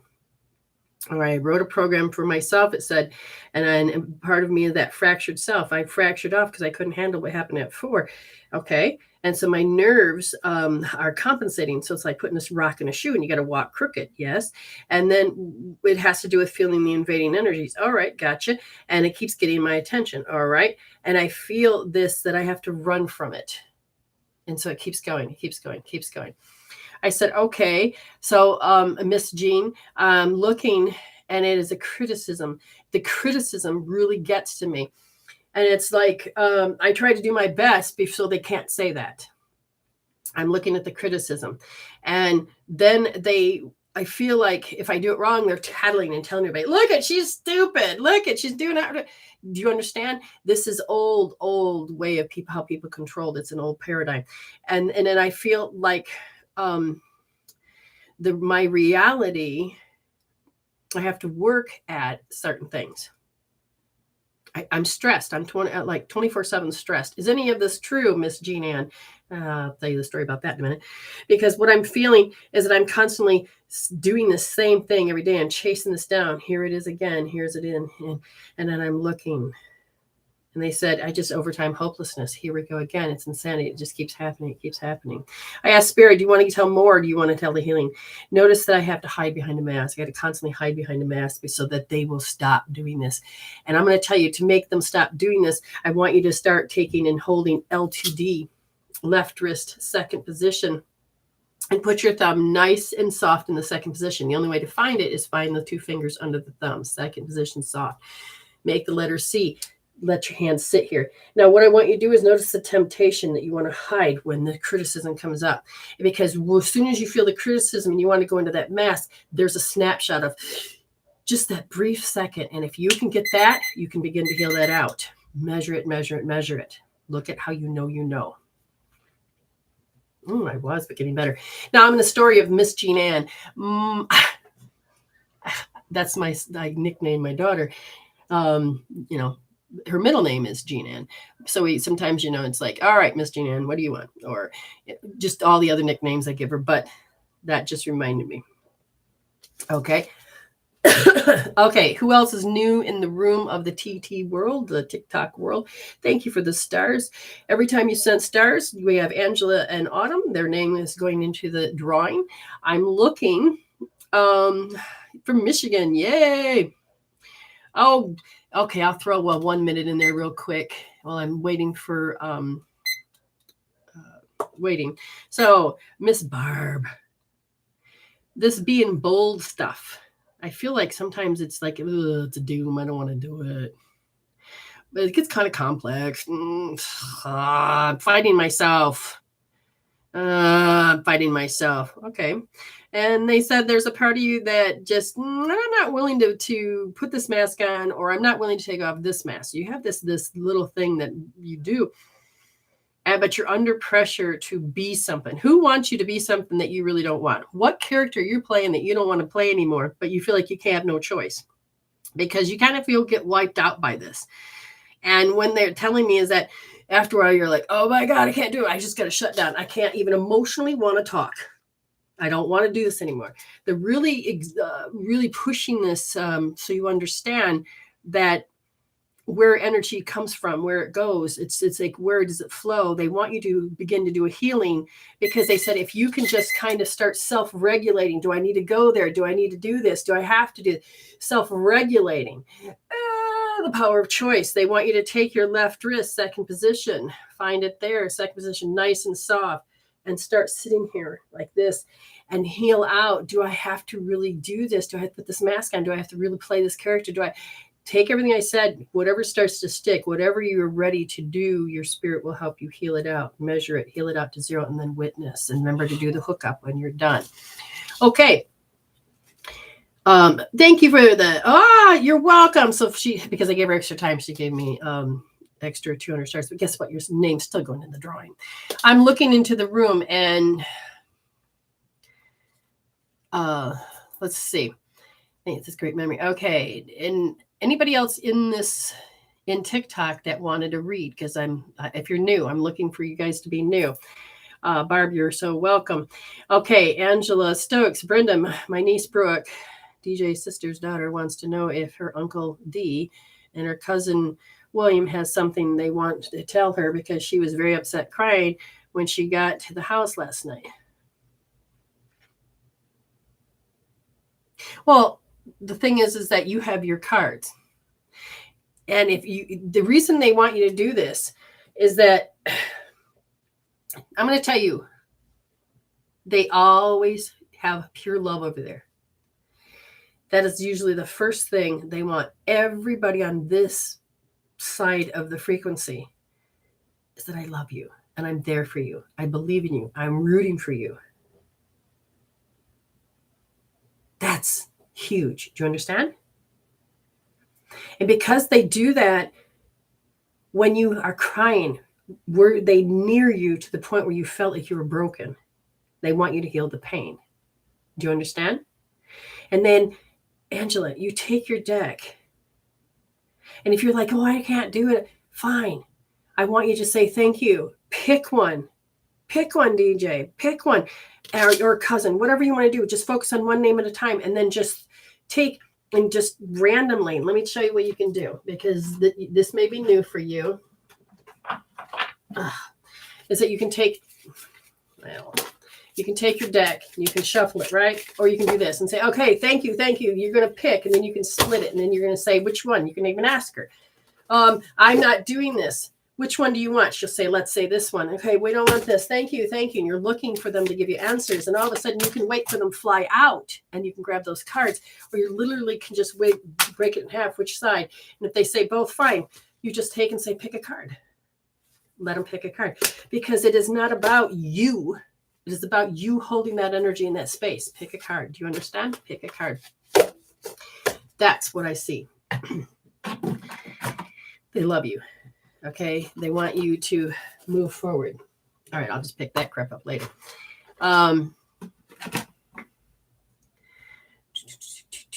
Okay. Nobody else in TikTok. That's good. Okay. Well, then we'll go over to, I saw somebody new here, Lisa Korn Colette. Okay. So Lisa, you can get 2 minutes. If you would want a reading, let me know now. And I can give you 2 minutes, and I'm looking for anybody that's new, and then I'll get everybody else in a minute. I'm going to get my link. We're going to go over to Miss Linda Love. Are you ready, honey? I didn't give you much notice, did I? Miss Linda. And you can come in anytime. Let me know. So I'll send that to you. Okay. Let's see.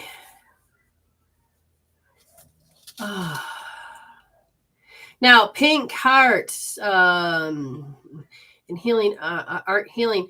Have I read you before? I hope this is where it gets very confusing. So I'm going to have to really rely upon Amy taking good notes. So yes, you're coming. Excellent. So Linda's on her way. And so again, all right, she's going to be coming in just a second. And I have somebody that's paid something. Let's see what this is about. Miss Nikki. She's going to want to come in. Is that what I see, Miss Nikki? Okay. Yes. I want to do my reading on TikTok. You certainly can. I have an issue all of a sudden. I think I drank too much coffee. So what I'm going to do is I'm going to have you stare at this real quick. So be right back. You and TikTok and YouTube, you're just going to have to wait just a moment. I'll be right back.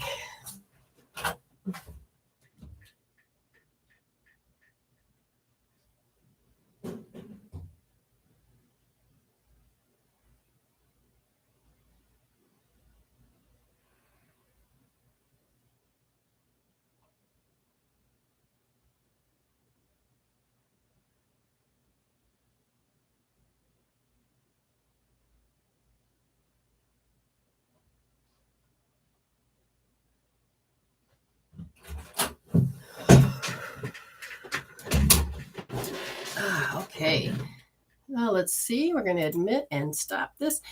All right.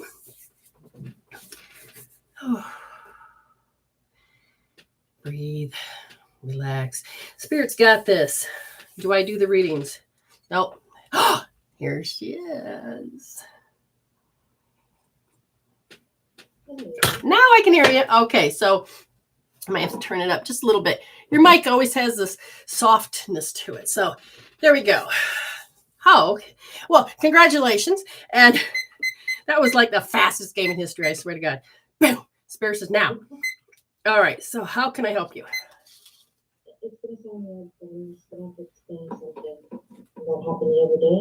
I was doing an activation, and then I had looked to my bookshelf on the side of me, and I know you'll understand when I say this, is something was happening on my bookshelf where I was, to me, it felt like a portal. I know that I'm very capable of opening portals, but this was, the books were shifting and moving, but it was glitching. You know what I mean? Oh, I do. I've been waiting to tell you. I need to know because I thought I was crazy, but then I had to ask Spirit and... Okay, what I want you to do is watch a simple movie called A Wrinkle in Time, darling. A Wrinkle in Time? And how can you open the I'm sure I'm the one that brought that up about the Tesseract. And how you open it is with love. And sometimes we have this thing that we do. And it's funny because I ended up watching the movie on vacation. And the first thing that came to mind was Linda. And I'm like, oh, well, I will put that on the shelf and I'm sure I'll use it when I talk to her. And sure enough. So what they want you to understand is this portal. You're starting to learn how to use the emotion. You know how we get addicted to characters, beliefs, and things? You have built your ability with learning how to get you into is it alpha or theta she's getting into? Good. Your brainwave is learning how to be awake and to get into theta. As it starts to do this, you're able to start using the extrasensory perceptions that has this ability because of your intention of what you want to do and how you're doing it, because you're training the brain, the physical part, the physical human, to accept something that normally we say, you can't do it. It's not true. So when we were on that ship, because there we go again, I can feel it. When we were there, and I said, what is that? I remember now. What was that? And I said, is that a Tesseract? And the thing is how it showed up was shape. Okay. Mm-hmm. But this wasn't shape as much as how it moves with the frequencies and the emotions. And when I sat there watching that movie, it was Linda. Okay. I love how they give me information and I never know how or when I'm going to use it. Right now, it's so there. I'm like in channel tube right now. I don't know where I'm going. It's like okay, not funny. They're showing me, you know how you got like the old days when they used to put something in a chute and it would go to the next person. I feel like I'm stuck in a little chute. I'm like, I didn't get fatter, guys. What's going on here? But I'm stuck in this chute. And it's like I'm in between floors. And it's like, I can't get out of this in between floor. Whoa. Okay. Now I have to think thin. Okay. So it's in your mindset, the mindset they said. So when I was lifting weights, my body is going, oh my God, that's heavy. But then when I shifted that and I began to use the healing or the meditation I was writing, all of a sudden, light as a feather. You've heard of the kids thing where you light as a feather, stiff as a board thing. Yeah. Okay. But it is not about magic. It's about talking. It's about the spell. It's not about witchcraft. It's about your brain. It's about, wait a minute. Yes. So in this case, I want you to, I got this. So you got stuck with your thinking just momentarily going, oh my God, I reject that really because I don't know what it is. Oh, I can't do that. I'm just Linda. No, you're not just Linda. Okay. You have to. Go ahead. No, go ahead. I have to show you, at first I did stop myself, but then I welcomed it and they have me doing something. I'm going to show you part of the diagram that I'm... Good, I'm already vibrating at a very high rate. It's like, yes, I'm trying to hold myself together. I'm like, I can really feel it. So I'll show you this first they had me do this. It's resin, but it's black, but it's the void. Yes. And this is a picture of the Tesseract that they have me building. So they have me also That. making coils. Yes. And so then you build another one. So it's like a cube inside of a cube that moves. Yes. Oh, you're going to be doing it inside of a pure. Oh my God. Okay. I got major chills. So the key ingredient you need is love. Yes. So you have to hold when you're doing it, or when you're going to imbue it, you're going to sit there and you're going to feel, you got to learn. They want you to really learn the frequency of love. It's like, oh my God, my baby was born. Oh! Okay. Little things like that. And you're going to be more of a Harry Potter, where you're going to, I can't remember the Patronus. Okay. It's that power of love that's going to overcome. And the thing is once you be able to hold it, I want you to understand you're also going to see it, feel it, and vibrate it. And because when you do this, you're going to be able to see how you're going to be able to extend part of your aura. Now, if you can get your heart, the torus field around your heart going and growing. If you can begin to do this, and you get your heart and mind start doing a coherence, when you go to do this, you can start doing it. Like I will teach my students, take a finger, okay, however you want to do it, start anchoring what love is. As soon as you start to get it and you're like, oh my God, get there, take pictures, snapshots, but get there so that next time you go there, you're going to go, oh yeah, I'm going to go. Even if you can't recall it, as a human, the body is going to become the mind of this new way. And when you do this, you're going to start walking as a really strong antenna to be able to hold this field, which allows you to become, look at Silva mind control. Don't forget about the mind control, but just Silva. Okay, Silva had the idea. He knows it. He taught his kids, he teaches everybody of how to just get in the field. Go to Mind Valley. I can't remember that guy's name, but he's teaching it too. And the thing is he'll tell you about his story of his life, about how he started to learn this one thing. Life stuck. As soon as I started meditating and doing this particular way of being, bam, he was in control of his life. And that's what your main journey is to be human and become in charge of that life so that you can become a spiritual human. That is where you're moving. Do you understand? So you're ready. You got all these pieces that are not, they're vibrating, but they're waiting for this alignment of unity. And when you start to really get that bridge, you're going to understand why you need it. Because they keep telling me the first word they did was impending, but you're not impending doom. You're learning to anticipate. You're learning how to be the Cisco watchmaker that knew the new stuff that was coming and embraced it and adjusted for it, because it's not about doom and gloom. It's about, oh, we're in a new frequency. I'm going to bring it in.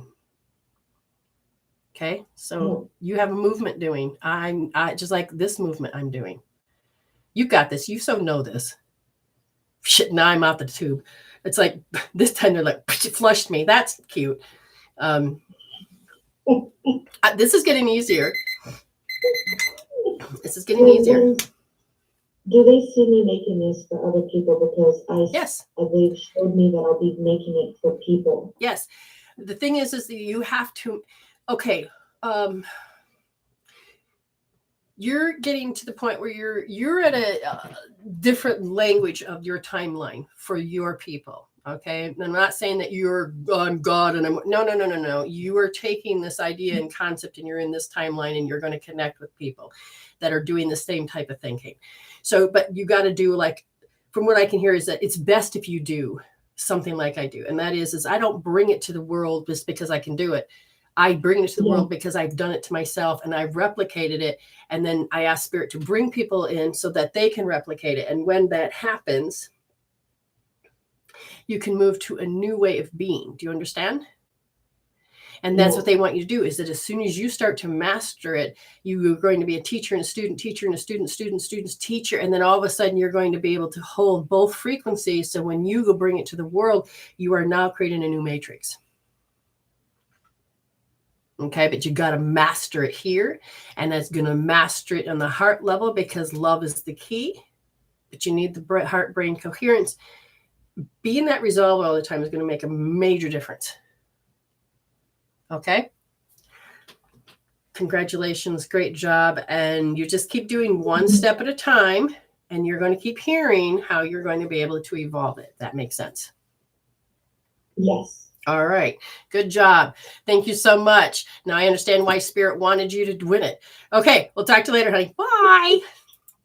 Now, silly me. I did it again. I forgot the cord to my laptop. So my laptop's going, I'm melting. I kind of need my own energy. Since you can't give electricity water, you got to go get the cord. So be patient one more time with me. And I even was really extra prepared today, and I still forgot the cord. So I'll be right back. Okay, hang in there because we'll get there.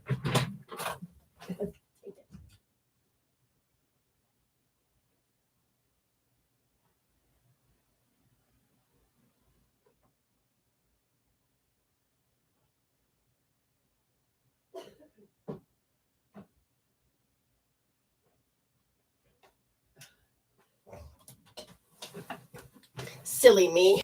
I did it again. All right. Now that I have my cord, we can go ahead and plug her in and save the day. This has got such a big thing on it.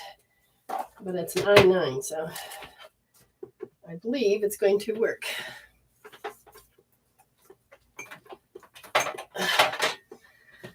Okay, it's almost 1 p.m. here.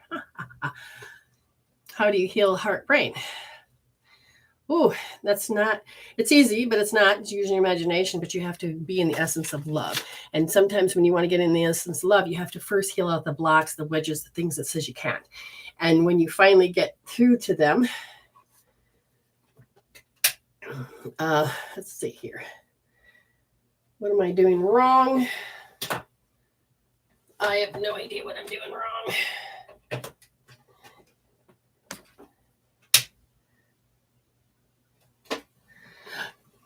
Okay. Yes, everyone hydrate and tap the screen.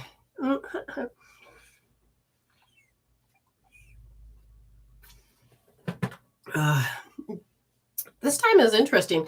They didn't really take me to that one particular space, so I could feel the frequency of it. That's why I was like stuck in a tube so I could read it. But I just feel different. A little alien-ish. Oh, that's my normalcy. What are you talking about? It's weird. I'm shaking at a very, very interesting deep level. Not sure why.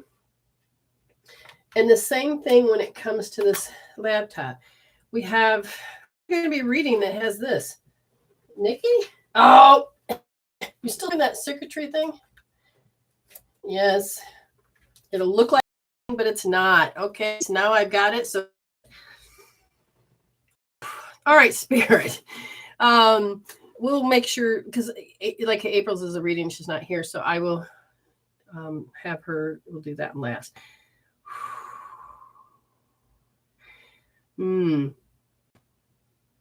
Yeah. And how I use English, so Medicine Woman Solution has glossary words and things like this. So I've learned to talk English with light language. So that means how I talk very specifically in a very way of helping you lift the veil, to use your awareness that you have to be able to see as that spiritual authentic self, which is then allows you to live, grow, and to move in the direction that you need to do. So just like with her, she does light language with words, not words, talking in symbols, talking in symbology, talking in a certain way. But I wanted to do it in a way that was English, so that I could really help on the physical, mental, emotional, and spiritual levels.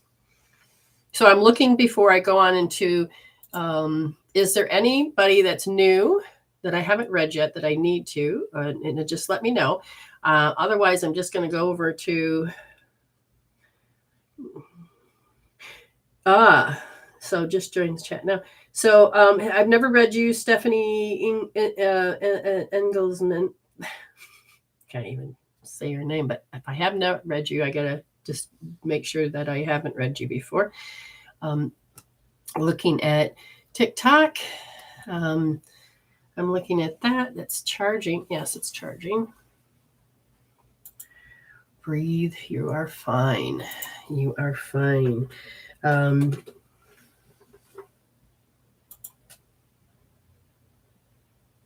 Okay. So, yeah, see, that's good. Stephanie, it's awesome. I heard you speak English words, but felt light language because it's designed. All the classes. Let me explain this. When I'm carrying the frequency, I'm holding this frequency. I don't need to be yanked down to somebody else's energy field. I'm coming in with a different frequency of a story, the face of the movement, and I'm learning to breathe it, live it, talk it, walk it, and dream it. And what does that mean? That means that how do I get heard by the masses? Is that I have to teach them how to see where they are and how to get out of it. So I'm so happy that you're able to feel it. Because some people are like, oh my God, this is strong. I can't, yeah, you'll be fine. You'll be fine. Because once you start to do this, you recognize that you're in and out of the energy field. And then the tribal healers and the tribal units, these are all different ways. You start as a tribal unit, start as off a white belt, and then you can learn how to become tribal healers for yourself on a deeper level. And then you can go from there. My head is really vibrating. This is about, Nikki. This is definitely, hello, April. Yes, I will give you a 1 minute and as soon as I get there. So I'm aware that Thor's in the other room and we will get there. Oh, my heart is like beating. I have to figure, no problem, Ryder. I'm sure I'll be here when you get back. Ryder. Yeah, Ryder. Radar, Ryder. Yes, you were very much perfect timing. Thank you. My heart is bracing. Now it's starting to, okay, it's chilling. Paying attention to how my bra feels too tight. Why do I need to know that? It's like, oh my God.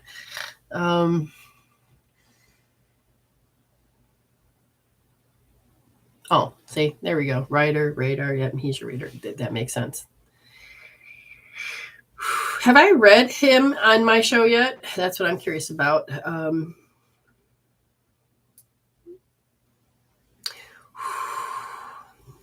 Walk like an Egyptian. This piece, I've got it from Etsy, from Dr. Jules Verne. Jules, Verne. And I like it. I like it a lot. Ooh. I have. Okay. That's good. That's excellent. All right. So Nikki, whenever you're ready, you can. I'm going to take a 1 minute. I'm going to jump over to April real quick and then Crystal. So, and then we'll wait. And so she sees it. She hasn't seen it yet. So, Thor, I know you want to talk about your animals, but I want you to look on a soul level to why that you feel like you distrust. Really look at that distrust. It's stopping you from hearing spirit. The distrust. They want you to start realizing that when you feel this distrust, you go into deprive, and then you can go into hyperdrive, and then you have to make and establish something to make trust. So there's you are like being 7 years old and you have to play it out a certain way. But as an adult, you're like, no, I distrust. I have to take over. So they want you to understand to start doing R2D, because if you can begin to heal this, then you won't have to go into the self-loathing. But you actually literally have a pattern that does this. And we want you to disrupt it. So I can't believe, can't believe or can't, well, dang it. I can't behave. You can't behave the way you want. So this is the story with your family. I can't behave this way. And notice that story. That's R2D. Okay, right wrist second. Yeah. Here we go. Crystal Allen. I'm going to give Crystal Allen a shot. And Nikki, if you're here, let me know if you've seen it yet. Oh, I'm here. Okay. So, all right, Nikki, I will push inviting you in just 1 second. Let me finish this with Crystal Allen so that I can do this. Okay. Yes, we can do it that way.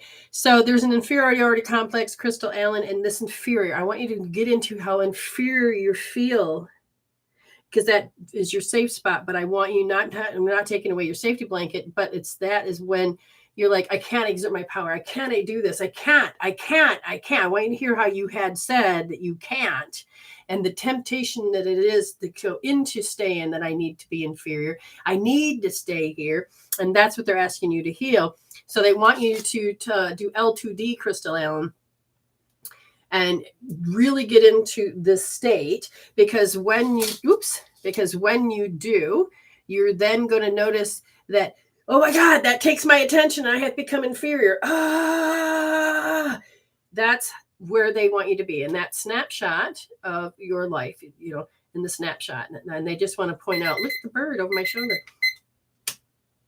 You can't see it too much, but it's a different point of view when it comes to who's tweeting in your ear, who's talking in your ear. And I feel like that's that inferior, because again, it's two different views, or three different views.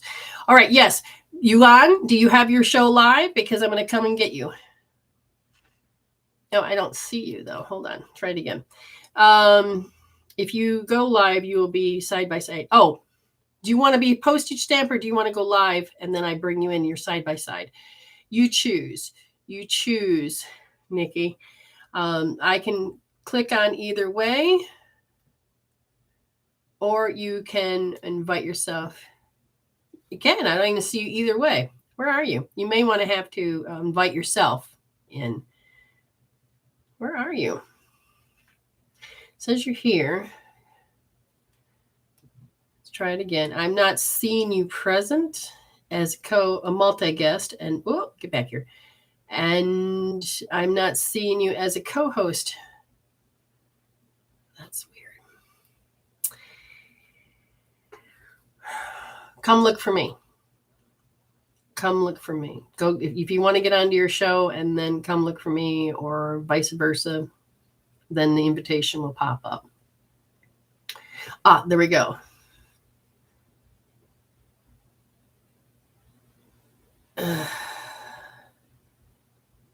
Here we go. She's gonna be posted. Okay, that's fine. Is this what you want, or did you want to go live and then I can bring you in? Which way would you like it? This is fine. I don't know how to go live. I was looking. I don't know how. Oh, well, young lady, if you were to notice at the bottom, that plus sign you see? When you look at it, then you push that, and then you have to scroll to the right, and it'll say live. Why don't we go do that? I really feel that you should be. Okay, I'm gonna hang up, and then. Okay. So, give her an opportunity to learn something and to grow and to go into the next stage. So as soon as she hits the plus sign, it'll tell you to go live, but it'll be over to your right. You should see it. But then they also changed it too, so it could be on the side panel. Who knows? It depends on where they roll out the new format. Let's check it again. There she is. She did it. And for you, all the rest of you, you're just going to be just hearing. She did it. I said, did it. Thank you, Brenda. I did it. No problem. Now you are ready for your. You learn something every day. Now I don't have to learn for the rest of the day. Did you hear that limitation talking? Cancel, clear, delete that. Okay. Now, are you still having circuitry problems? I believe so. I have been drinking more water, but I believe so. What I've been noticing more than ever with me is I'm noticing when people are in my space, I think there's a desire for me to either invade their space or try to heal them or something on that level, because I'm feeling chemical peptides brewing in my body. All right. Do you understand that that's how you go into safety mode? I got a sneeze coming on. I can feel all these things happening. So you have to go into what you're forced. Chewy. Okay. Hey, I didn't do Tourette's. That's good. Okay. So a sneeze is a representation that it's a small death, which means everything closes down for just slight of a second. I had circuitry trouble with my laptop. They're saying that you forgot the cord. And then it says, no, it's still not working. Why? Because even though it looks like everything's connected, it's not pushed together completely. So like the cord didn't get pushed in all the way. So, and when I said this is important because they said that you reject something out of your reality, even though you want to connect and you love, this is, okay, you know where this is going with the parental. It's like they want you to be in charge. Was that true growing up? Right. Okay. So you were forced to be a mother, even though you didn't want to be a mother at the age to which you were. And they said at 4 years old, the broadcast would be super strong. So your safety mechanism is to just go there. So being a healer is one thing, but it also is now you have to allow for that space. So your persona of how you had to create safety and being under pressure that you have to be this, and that also leads to depression. So now we're seeing kind of like how things are kind of like built together. And that you have learned that it's, I know this feeling that I have to have this loftiness as me. Oh, now Nita just popped in my head. So you guys are kind of like friends to some degrees. You both share that feeling. Okay, gotcha. Okay, so it's a habit. They want you to understand that the reason you feel like you have to invade is because when this person feels like they don't have power. Oh, shit. Okay, were you here for the beginning of the show about how the woman saw? I came in about 9 o'clock my time. So okay, so let's Central. put it this way. I was in a class and I had these 3 best friends, and one of them admitted out loud that she takes the power of the other 2 because they're not doing anything with them. Well, somebody's got to. And they're not using it, so I'm gonna. Can you see that type of thinking? Now, you have to remember when you were little, you were forced to take that position. Yes. And it's going to be confusing as an adult because you're like, what's wrong with that? What are you talking about? What's wrong with that? And it's a habit. And I don't know why you just turned black. Sorry. No, there you are. Okay, there you are. Oh, so you fade out. All right. So you don't want to fade out. So you want to be included. So you've learned that your personality is this. And you're like, what's the big deal? But now as you are being a tribal healer, you're like, oh, it is a big deal. Okay. You don't know how to redo your circuitry. Okay. So how you created your circuitry when you're little is that you fired and wired, oh my God, as well as I download, this is what I'm supposed to be. This is how I'm supposed to act. And it is then the body becomes the mind. So you're not in charge of your mind. You just know that you're a reaction and this is what you're supposed to do. And this is how you're supposed to do this. But now you're waking up and lifting that veil and you're like, I don't really want that. It's not that I see anything wrong with it. It's just that that's not really my authenticity. That is how I had to learn to live. So now your circuitry is like, go ahead. Well, I've been seeing, my conditioning through my mother. I've been seeing how there's an automatic paranoia. Okay. There's this automatic paranoia. There's this, I have to, this pretty much the negative thinking, the over exaggeration. So Spirit's been making this very loud. Okay. And now I've moved into a position of observing it. And now I've noticed I'm moving into like, I'm not going to go into paranoia. However, I have the not there. Right. Not in my face. Right. All right. So it says here that you have, and they're breaking it up. They have to do with the fact I have to make it work because I need safety. So we're looking at why don't you feel safe? And they said it's because I don't know how to have social skills. Because my social skills are what I had downloaded and had to become for my family. So you're relearning how to do certain social skills. And it's not about that I got to take my earrings off and kick your ass and be in charge. You don't want to be the alpha. So you're moving into becoming a benevolent leader, which is different than the hierarchy of a Hitler stance. Do you understand? You either have Gandhi or Hitler. Which one are you going to do? Love or, control? Which one are you going to do? And you know that you don't want to be the pimp, which does both to control the circumstances. So you are wanting to say, this persona I no longer need. So they want you to begin to heal this out because your nervous system is learning to rewire itself. Again, they really made it. I think the laptop did this last time when it was your story. Okay, yeah. So they really pointed it out that how can you be charged? How can you charge yourself healthily? How can you do this? You have to keep reinvesting your $100 into that same persona and hoping you get a different result. That is insanity. And you are now lifting the veil going, holy crap, I don't want to do that. So what is that next step? And they want you to understand that your nerves says that I can't tolerate. So let's say you want to invade or take over. What can't you tolerate? And you feel like you have to jump in because it seems familiar.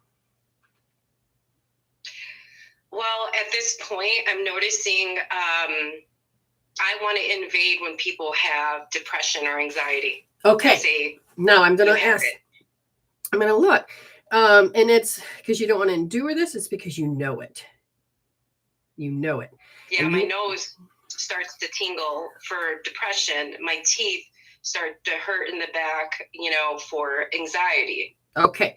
Now, so now, even though you're reading and you're learning and you're growing, the question is that where you're meant to go? And they said to some degree, yes, but it's to your learning through other people so that you really can kick yours to the curb. But at the same time, are you doing too much? Yes, it's the too much. And that is where they're telling me they want you to notice the reason why you keep bringing it in is where did my happy go? Where did my happy go? And so when you see others as your mirror, that where did my happy go? Where I know where your happy went, but where did my happy go? So you want to help, you want to do these things. It's I don't feel safe. I don't feel safe. So I have to keep using this pattern, this program, this persona, because I don't feel safe. What I want you to understand is this. There's somebody that really gets on your nerves to the point where I think you've had to have to cut them out of your life. Okay. And I'm not talking family. I feel like this is somewhere else. I'm not going to say but you're like, I know I should be learning from it now, but your nerves can't handle it. Do you understand? Your nerves are like, ay. And the reason that they want you to do that is they want you to notice that I don't want to be crushed. They are carrying a frequency that is about pulling, about taking. And you can feel that. They're a good person, but you're like, oh my God, that's all you experienced as a kid. Your body says, I'm the mind. We have to protect ourselves and keep ourselves safe. It's happening from that signature. Oh! But your soul is saying, can you see how you need to not put the body does not need to hold that story. The body is the mind. It's saying, oh my God. Now you got to take your mind out of it. You have to literally take it out of it. And I said, well, how do you want her to begin to do that? They said L1D, because I know I have to crush who I am and become what you want me to be. And I don't want to go into that arena so that you can suck my life force out of me. Does that sound about right? Yes. Left wrist, second position, our first position. L1D. I need you to get into the snapshots. About how your body knows,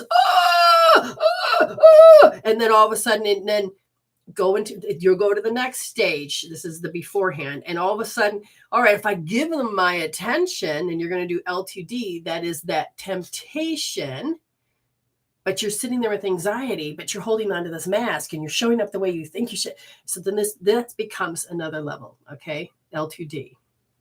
Okay. Now, the third one is how you had to cope with what you didn't want to do. And that is where you're going to have to start doing R3D, because your body keeps doing vivid recall. So you don't have to recall it as much as just know that, oh my God, this is the after effect. So do that one last. Okay. Okay. And you ask Spirit to show you, and it will show you. So I know you've got it. Yes. And I pray that everything goes with grace and ease, because hopefully, next time I have a show that you're coming on, that this won't be happening. And I'll say, she did it. Yeah. If not, I have the 30 minutes. We're going to really have to kick this. Yes, we will. Yes. And whenever you want to do that, we can do this. Okay. Let's see where I'll start healing this out. Let's see where I'm at in the next few days. Excellent. You got 30 days to turn it in, babe. Okay. Or the end of the month, whatever. All right. I love you. Good job. And thank you. You're welcome. Tomorrow. All right. Bye. Yes. Tribal tomorrow. I can't figure out how to kick you out, so you're going to have to do it. All right. Bye. Bye, everyone. That was beautiful. Because you can allow yourself to move yourself from the thing you think that you can't change, the limitations, into something completely different. You can. You just got to know. Now, I'm going to look to see. We're good there. I feel like I need to talk about something real quick. Did you ever feel as a kid that people didn't like you? Why don't they like me? And it is about how your energy shows up sometimes. How does your energy show up into the room? And like with people that are angry, their stuff just starts throwing their shit all over the place. They're bleeding everywhere. They're hurting other people. People have to shut down and change who they are. Hi, Petal. How are you? Candace. Hi, darling. And we'll give you a reading in just a moment if you want. Now, I want you to take a look at that. If you're super excited and you feel like you want to connect with people, what happens is that you can actually start draining them, not trying to call you anything other than the fact is that you just know you don't like where you are. And so it's like, you feel like the only way that you can survive is to get into that field of just connecting, growing. Oh my God. And it can be very painful, because that is your joy and your hope, and because you don't want to go to hell. So this is like more or less how the heart will feel frightfully overjoyed.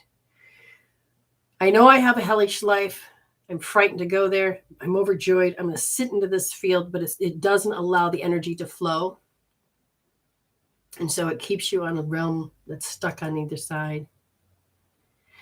Yeah, Amy will tell you. She's the first to tell you. She says, oh my God, I always had to do something. I had to be something. Okay. Now, there's nothing wrong with you. You're great people. You just have to wake up, because usually around 13, 14, or 15, this is when the hormones come in. There's a new set of rules that nobody talks about. You may be too needy, but you won't feel like you're needy. Or that you're sucking the air out of the room and you're talking and nobody else gets to talk. And it's not that you're a bad person. It's just that people may need to know what's going on. Sometimes people involve you and they forget and leave words out. When they leave words out and you're scrambling trying to figure it out, and when you go to ask questions, they're like, what are you talking about? And they go like, well, I'm not doing anything bad. I'm not doing anything. And just throw it out there. Okay. So Stephanie says, my energy triggers some people. All right. Have I read you yet? May I? Okay. May I read you again if I haven't already? Stephanie said, I have a similar thing. I want to jump in and help lift people up. It's almost a knee-jerk reaction. It's a survival technique. It's a safety technique. But people will take you the wrong way. People misunderstand you, and you won't get it. So there's different stages of where you're at. And so usually it won't be about you'll download how to respond, but there is this growth of self-independence and self-regulation that we still have to begin to do, especially when the hormones come in and to rob you of your innocence. And hormones come in and it says, time for independence. And then you don't realize, oh, they didn't call me back. And it was like 2 seconds later and you're focused. They didn't call me back. And then you go to worry. They didn't call me back. And all of a sudden, and then you call them, you talk to them. Oh, everything's good. You talk 20 minutes and you're like, oh, that feels great. You hang up. Oh my God, I want to talk to them again. But you're not thinking that. You're just thinking, oh, I need to call them back. You don't give that person room to breathe. You don't, so there's lots of little things. So when I'm looking at Stephanie, when I'm looking, they're telling me around 13 years old that invading energy to you that you have to do. Okay, that's how people take you serious. You get looked at. That's how you get attention. That's how I don't feel like you knew. Yes, my misunderstood my energy. Yes. So I feel like as a kid, and this 13-year goes back to when you were 3.5, when you were trying to learn how to communicate, and everybody just went, shh, children are supposed to be not seen nor heard. Shh, you don't stop interrupting, bad. Or learn to speak up. Oh, shut up at the same time. And so then when you get 13 and those hormones start to kick in, then you have learned that, I'm supposed to invade. I'm supposed to do this. I'm supposed to do that. And it worked because when you were little, you had to get into a space that I just have to invade. Okay, I got to groove. I got to get in there. And I did it and it worked. And now I'm going to use it for the rest of my life. That's the problem. And they said at 3.5, you're done letting it just play out. You're like, I'm going to step in. Now, did you do it on your own accord, or did people confused you? Speak up, do this, do that. Get in there. Now, did you have a mother? Because I see a picture of a mother that's going, oh my God, dude, get in there. Ugh, push him. Oh, I would do that. You're doing that. Did you have that? I feel like there's a forceful mother somewhere that wants you to live out what they couldn't, or they think that's the right thing to do. Okay. Speak when you're spoken to. Yes. And I feel like, and children learn from a very young age to some degree, how do I get my mom to listen to me? How do I get my dad to listen to me? Yes. Oh, yes. Mom is a Taurus, push, pull. Okay. So you had to learn skills, and that we don't second guess those. If I could, my one friend, she had a binky and she was taken away from her, and she screamed and hollered and screamed because she was always a good girl, but she screamed and hollered, and all of a sudden she got the binky back. It worked. Huh? Now your little will pay attention to that and start going, how did I do that? And do it again and again and again. And then why? Because when you're born, you don't know what hunger is, but you know your body is hungry.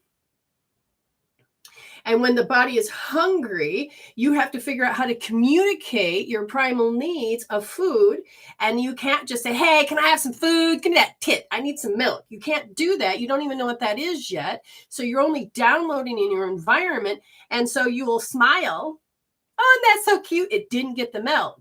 I'm going to fart. No, that got my diaper changed. And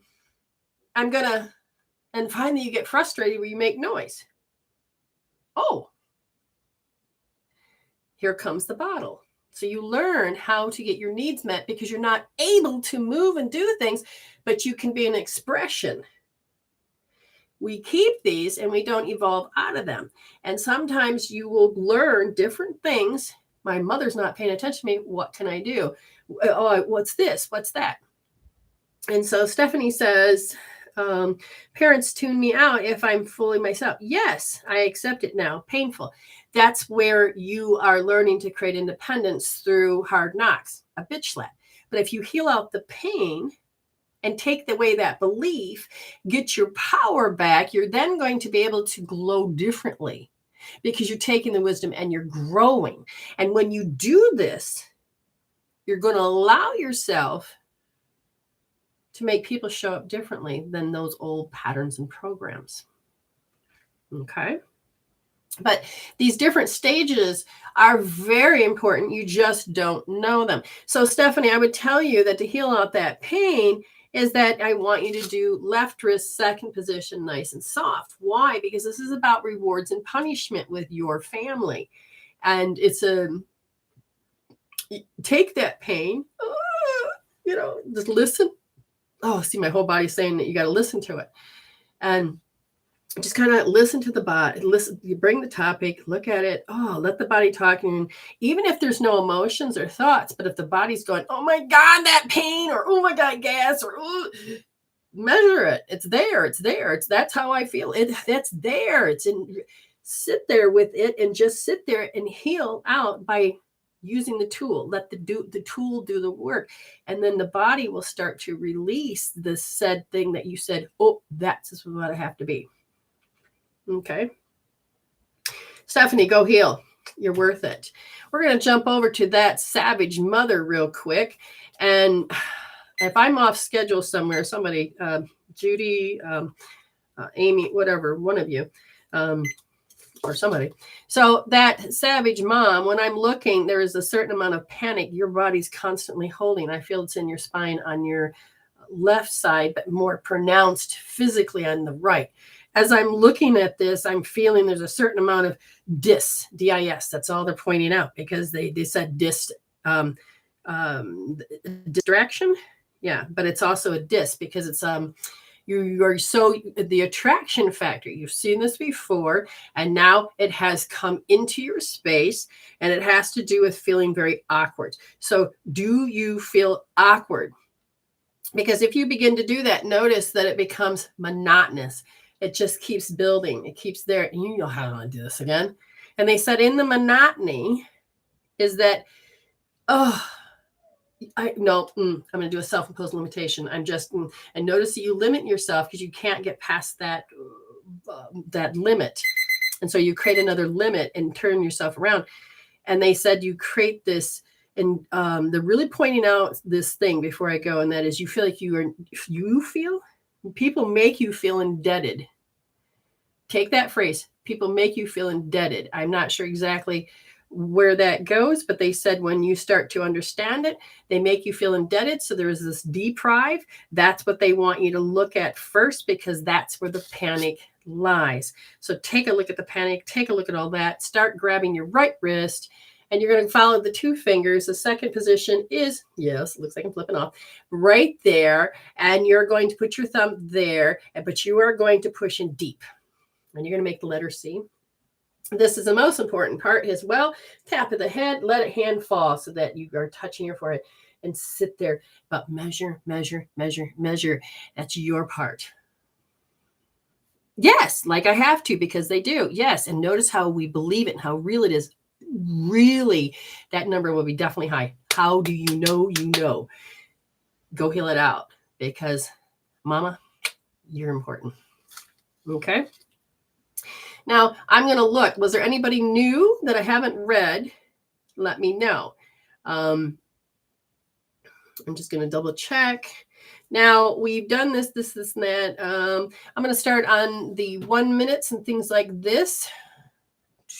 Gotta find my screen, and haven't even opened it yet. I have opened it. I just had it closed. Okay. Miss Patricia Henson. Oh, Petal. Thank you. There you are. Petal. You get 3 minutes. Is there anything particular you are wanting to ask? Because Petal, I feel like you've got something, or Candace, I feel like you got something on your mind. Oh, that's right, you're Candace.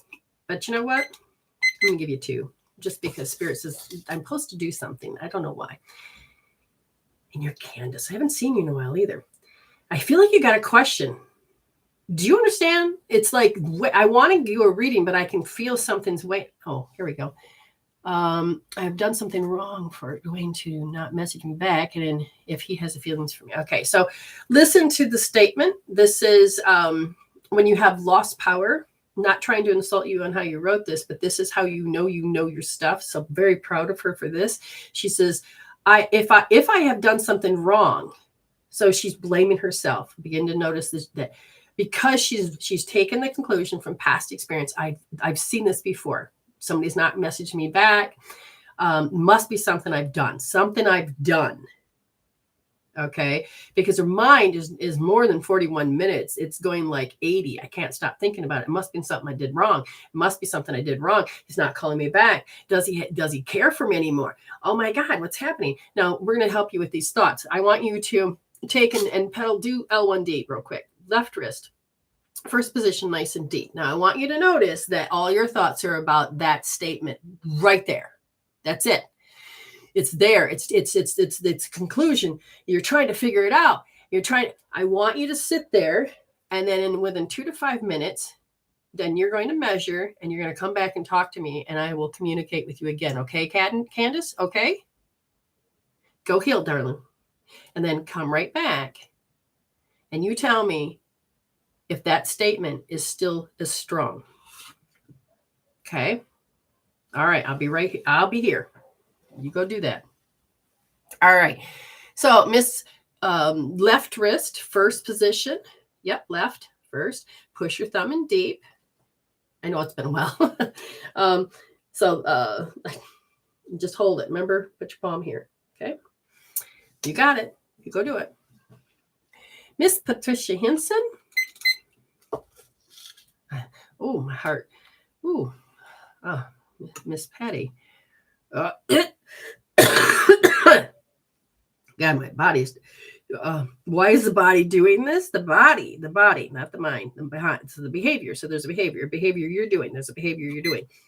They said, I have to play it out. This behavior I'm doing, I have to play it out. I feel like my spine wants to bend over, like I've got this hump, whatever. And then I hear this anxiety. You have a certain amount of anxiety, and I feel like my ears want to bleed, plug up. I'm like, what are you doing, body? I am holding 4 memories. You're bringing 4 active memories online at once? Yes. Why? Oh, I got to play it out. I can't figure it out. Did you just say you can't figure it out and you have to play it out? Yes. So you couldn't figure out something. So you played out this story. You've done it so many times that now that's all you know. Is that correct? Yes. Where would you like her to work on herself? I expected people to be there for me. Okay. I expect you to be there for me. And I want you to feel how you know that. Take it to that one little level. Okay. And they said that this is addressing second chakra relationship issues that has to do with the front, the back. So your will to participate in relationships. And they want you to begin to notice that you're going to hold R1S. Okay. And you're going to nice and soft do R1S. They're saying that there's, how do you want to put it? The program is so strong. It's like it's not making any sense, but the program's really strong. Okay, be aware of that. Got it. Okay. Katie asked. Okay, we got that. Let me get taken. Read that one. If you feel that what I'm saying, and I give somebody a point, you can use that too. Okay, that's not a problem, because there is a foundation that kind of underlines everything, and there's set things that will work. Now, sometimes you have your own programs we have to dig deeper on. Not a problem. So, Miss Katie, I'm looking at criticism, and I guess what we're doing is that we feel that that is our warning sign. We have to criticize. We have to criticize. So they're saying in your head, there's a criticize. Are you doing it when you're looking through your eyes? Yes. And is that what we want to talk about? Yes. And it has to do with others? Yes. So there's a certain amount of, you were installed this, and it was not just a download. This was instilled in you by when you were about 5 years old, that instead of feedback, it was, look what they did. That is so wrong. Okay. So notice that and you're supposed to criticize. That is part of the nature of who? Mom, dad, the culture, your family.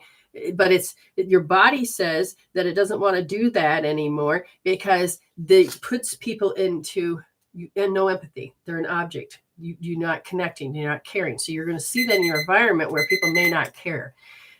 So they want you to go into to heal this out. Left wrist, third position. Find the 3 fingers. 1, 2, 3.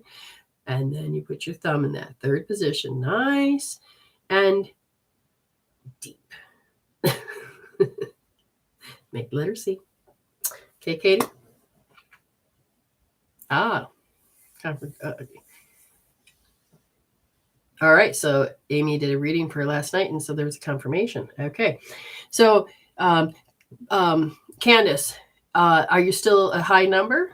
Did you measure it? Do you feel it's different? Do you feel it's different? Instead of go to the right. Okay. Does it feel like it's different? So her question was, have I done something wrong? Okay. Because you're not getting the feedback, just so people understand, you're not getting the feedback. So you were meant to assess what's happening, and you're so used to getting blamed instead of, hey, my vibration, something's out of alignment. But the thing is that I'm being, you may have been accused. But she's reading and come to the conclusions. Oh, I've seen this before. This is what it means. I've seen it before. This is what it means. And she says, no, I'm a lower number now. Just about, yes. Okay. So do you still feel that this questioning, did I do something wrong? I'm just going to put this out here, that if a person really wants you and adores you, they will drop everything to be with you. Now, it's not about what you did wrong. It's about you not lining up to the one that adores and loves you. Because the more you start to carry that you have love and respect for yourself, the attraction factor is going to change. So that means you are, this person is familiar. Who are they when you're in youth? What kind of particular personality? Are they like somebody or not? I know he does, but then I feel he's drifting. Okay. Now that is another statement, because she had a conclusion she came up with, because that was how she rationalized trying to figure it out. And she says, I know he does, but I feel him drifting. Now that picture is showing me that you have this paranoia that goes on, and you see, okay, that's why I wondered. What this means is that your energies are out of whack and your conclusions from the past. So who would dump you? Who would blame you? Who would leave you when you were little? Because I feel like you're putting this superimposed filter and you are making him to be who? I would have my, the people that were in my space, they would always bring their ex-girlfriends, or they would bring their mother, because on a female aspect, and they would superimpose the shit that they've learned. And I'm like, I'm not going to be them. No, you either learn me. Okay. We can heal this. We can do something about it, because they're filtered. So if your energy is going down, and I'm looking at, he didn't talk to me in this very second. Remember how I was talking about how our 13 and 14 and 15-year-old goes through that transition? Okay.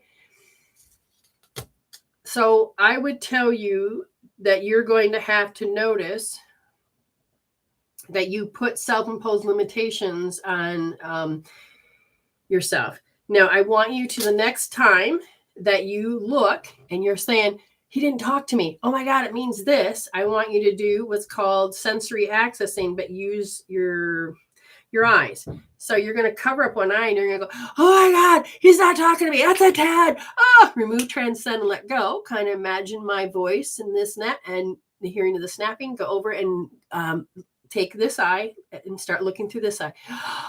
Oh my God. Oh my God. Yes, there it is. Remove, and it's a 10. So remove, transcend, and let it go. Okay, you go over. And all of a sudden you keep doing this. And again, you're going to take both eyes and you're going to look through just one eye. So you're not, so it helps to cover it up. But keep doing it. Go back and forth. The number's going to change. You're going to get better. and you start removing the filters so that he can show up as him instead of this thing that didn't get resolved in the past. Okay. Now the drifting has everything to do with, I can feel him drifting, and that was your 3-month-old self, and it's not even your shit. Has to do with, I think you could have been in your mom's arms, and had she gone through this before, and this is what you downloaded. Now, I'm not blaming mama, but do you understand? We as children read and download. This is why it's important. You just don't disregard the child on your hip as a nothing. Oh, they're just two. No, they're constantly reading the environment. And now you can understand that was your mother's. You can start seeing a program. Wait a minute. Do I really have to do this? This is hers. This is where you're going to stop the epigenetic transformation to happening to you. So you're going to start doing R3S when you start to feel that instability, because your body says, well, that's me. Even though I know it's not you, it's a download. So R3S it. Okay, right wrist, third position, soft. Go heal that down. All right. And the reason why I'm giving, sounds like I'm giving more, Spirit will pick and choose if it's juicy enough so that other people will learn from this, because that, what she wrote, is what everybody writes on the internet. TikTok, that's the first thing they do. They come to you as their program self. But underneath it is this beautiful soul that wants to be released from hell. Candace knows that. How do we do that one? Oh, God. Amy, I know you're watching. Which one did I just say? I feel like it's the right wrist. What did I say? I'm like frozen all of a sudden. Okay, good. Alicia Cook. Yes, if you feel like that.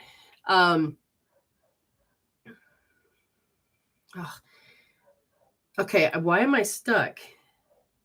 Eye accessing. But they gave her one more at the end. You must not have been paying attention. There was one more at the end, and I addressed it and said she needs to hold the point. R2D. Did I say R2D? That was distrust. R3S. Yes, that sounds about right. R3S. Spirit, why aren't you showing me? Hold on.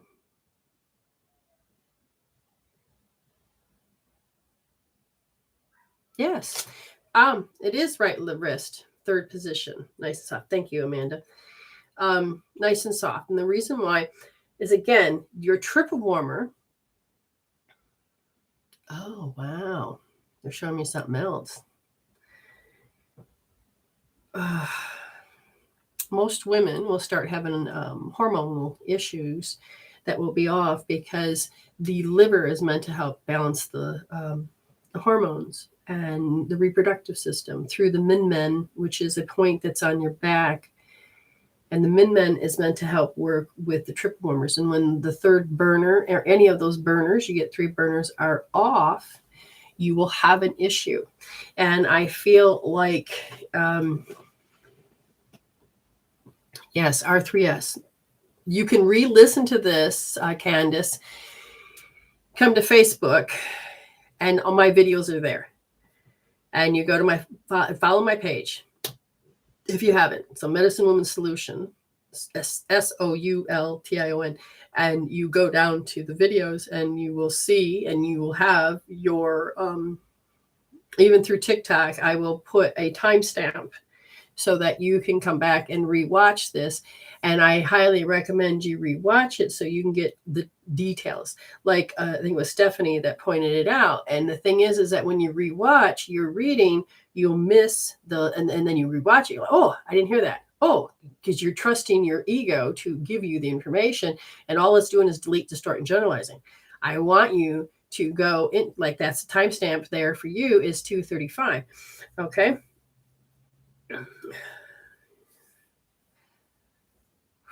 Okay, she said it's happening. So start healing at these particular levels, and your body will eventually will change the circuitry. You will do it. I won't, but you will. We'll teach you how. But stick with it. You can do this. Okay. Hi, Lisa. How are you doing? Oh, I had a great road trip. Learned a lot, experienced a lot, felt a shift on the planet. But if you were to really look on an ego level, oh, the place we picked was rainy and cold and wet. But at the same time, me and my husband got to snuggle. We got to have fun. We got to giggle. We didn't look at how ego said you're supposed to not. Like, we enjoyed ourselves and we had fun. And I haven't put it up yet, but I went to a couple places and I talked about it to some degree, but there was 2 movies and we ended up going to these 2 places where they filmed the movies, and a picnic at Hanging Rock, and the other one was a TV show series. What was it called, Amy? I know you know this. It no, I know she knows it. She'll write it, but it was fun, and we enjoyed ourselves. But it was so nice to come home and sleep in my own little bed. My bed goes, I love you. I made a home that I want to be in, and it's worth being in. So thank you for asking. Glitch, that's it. Really good TV series. Was it on Netflix, James? I think so. So Lisa, how are you doing? Kind of give me, I won't say it to everybody and what's going on, but are you doing better? If you want a reading, let me know, sweetheart. Okay. I'm glad to hear from you. Okay. All right. So Crystal with the K, unless there's more people in the other room, but Crystal with the K. Thank you, everybody, for sharing this out, getting this message out. You are the voice that matters, and together we can help raise consciousness. It's on Netflix. Okay. Crystal with the K. Now, Crystal, what I'm looking at is that there's some petrified energy, but it's swirling in front of you and it looks small. So is one of your children kind of scared? And the reason I say that is because I can feel that it's around your calves, but at the same time, I can feel there's this compulsion that you want to do something. And I can't live my life. I have to live my life through others. And I'm looking at this going, what?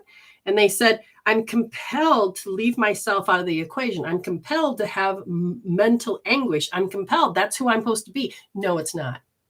I said, how do you want to help her heal this out? She's afraid to exert her power to a certain way because I do not want to be like somebody. So notice, is there somebody that exerted the power that was not very healthy and you were like, I'm not doing that? So I'm going to hold back. I want my child to love me because when they did that, I couldn't love them. So they said they want you to heal that because you felt overpowered by how people would break spirits instead of train the child to discipline themselves or heal themselves or to soothe themselves. So Crystal with a K, a little L2S, left wrist, second position, soft. Okay. Would love a reading. Started radiation today and feeling positive to me. Oh, excellent. Okay.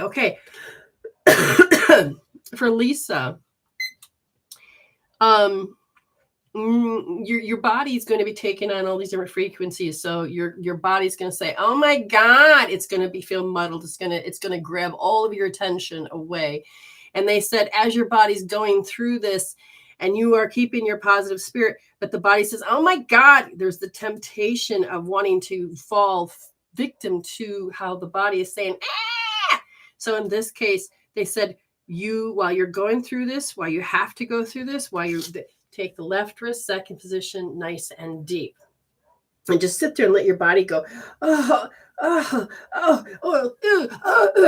it talk. You and your body have a communication. So like I said, left wrist, second position, deep. And just notice this. They said prior to going to the radiation, they said that you can get yourself ready. And that is, you can go into, I don't want to go. They want you to do right wrist, first position, deep. And this is the private conversations you wouldn't let anybody know because you're this beautifully strong woman. But we have silent brooding. We do think, oh, I don't want to do this. Oh my God, I'm afraid. Oh my God, this is going to easy peasy. It's a conversation. So right wrist, first position, deep, and sit there and get yourself prepared. Heal yourself the night before because that body is going to want to try to have this anxiety and all this other stuff. And then, but get your power back. Okay. Tell me if that makes any sense to you. Good night. You don't have to whisper, but good night. Talk to you later. Okay. So thank you so much for being here. All of you wonderful people. Thank you for the rose. You've got this. You've got this. Now, I'm looking, if anybody's in the room want a reading, let me know. I'm going to go to this one list here. And so we're going to go up to Lena, Miss Lena. As I'm looking at Lena, I'm hearing that it's just easy to be absent-minded because you just can't deal with it anymore. You're like, oh. And because you worry, I feel like you worry about everybody so much that you kind of are not mindful in the minute. So what happens is all of a sudden you're thinking and you go into the other room and you put down something in your like your keys and then you go and you move around. Oh, where did I put those? And so there's a certain amount of absent-mindedness because your mind is trying to do so many things. It doesn't know how to be in the minute. So to help you to become more mindful, they said, take your left wrist, Lena, first position, soft, and sit there and notice how, I got to think of this. They said you may not realize it, but look at it and think, okay, I left my keys or I can't find it. The frustration. They're snapshots. Look at these different snapshots of how you know that you are. Where did I put that last? I was doing dishes. I put stuff away and where did I put it? It would normally be here. Go and hold with our wholeness. Go and do this because they want you to begin to notice that when you go into the room, you're going to go, I'm going to go into the room. I'm going to go get my glass of water. And you can stay focused instead of drifting off into that direction. Your spirit and you need to become one and to move to the next stage. Okay. So very good. Very good. Now I'm going to look. I see Nancy Burke, accused. You? No, at you. Okay, so when you have conversations, so there's a vibration or the frequency inside, and then you have the oscillation of the energy on the outside. It is the energy of the two communications, and there's all of this accusing. It's like there's always part of the conversation. It's always part of what it looks like. And they said that they want you to understand that when you start to hear this, you go into a certain amount of panic. I mean, look what's happening here. There's a certain amount of panic. And it just, your body says, I just don't like this. I said, well, is that what you want her to heal? And it says, I feel wiped out by it. And then, but I have to feel wiped out because that's the only way I know how to handle. I know how to handle. And begin to notice that your body wants you to learn how to handle, heal, and deal. Well, they want you to heal it, to resolve, to evolve. They want you to heal instead of deal. They want you to not have to go into how you kind of made that concrete. So they said it's best if you begin to start to notice this by doing L2D, left wrist, second position, D.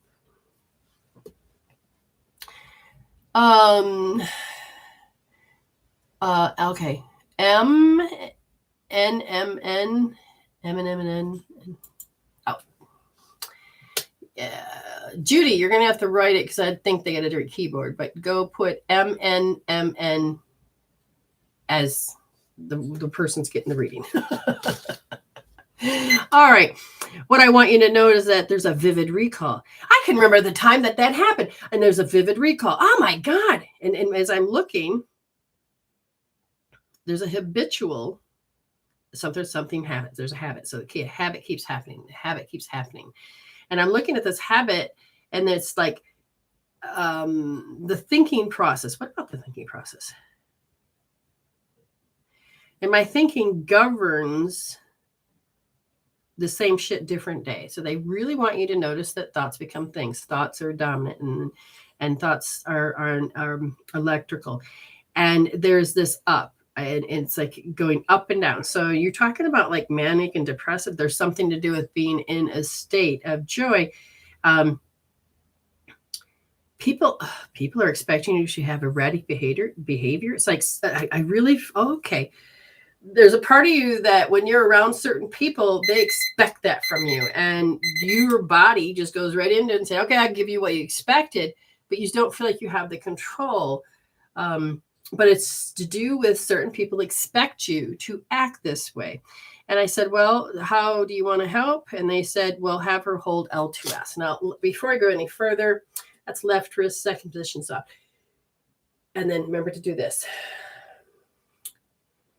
there was as I became aware, my ex would constantly come home, and I'd always wonder why. I'm happy, I'm with the kids, doing this and cleaning, and all of a sudden, minutes before he comes home, I would get angry, and I started catching. I'm like, why am I getting angry? There's no reason to get angry. And then he'd walk through the door and still didn't click. And then one day he came home. I said, whoa. Were you thinking of me before you left work? Yes. And I says, what were you thinking? Well, you're going to be a bitch when I get home. I says, do me a big favor. Don't think of me at all. Catch yourself. When you notice you're going to be thinking of me, don't think of me. He goes, easy. I says, good. So then forgot all about it. He came home and Spirit says, notice you didn't get angry. You didn't think of me, did you? No, you told me not to. And it's been he's trying to be insulting. And I'm like, wow, did I learn a big lesson? My body was preparing for the energy. And so I was living up to his standards, his beliefs about me. And I gave my will away. So I began to heal myself so I would stop doing that. No matter what kind of energy he would expect me to be, I didn't have to deliver that. Okay? Oops, my screen froze. Oh,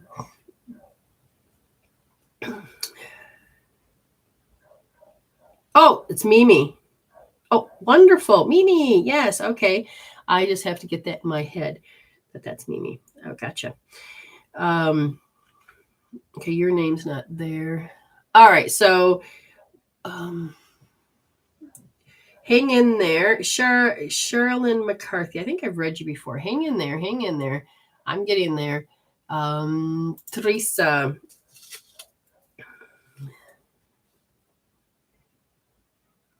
Okay, so what I'm looking at is there is a certain fear that you're addicted to, and it's about feeling down and overwhelmed. And what I feel, Teresa, is that you know your identity is feeling down. That you just kick in. So we're going to ask Spirit with grace and ease to help you begin to see this. And they want you to feel safe. But you do feel safe when you feel down. It is when you want to get out of that comfort zone that you feel more unsafe. So you don't feel that to what you want to heal from as unsafe. So I said, is your safety blanket, but are you ready to heal this? They said, yes. Because you put that in place because that's all you had, but there is this alarm and you feel unsafe and unworthy, and they want you to go R3S. R3S, Teresa. Very good. Miss Autumn, thank you for waiting patiently. Miss Autumn, I'm seeing that there's certain unreceived. What's unreceived? No. They're showing me a certain amount of habit that you feel unreceived.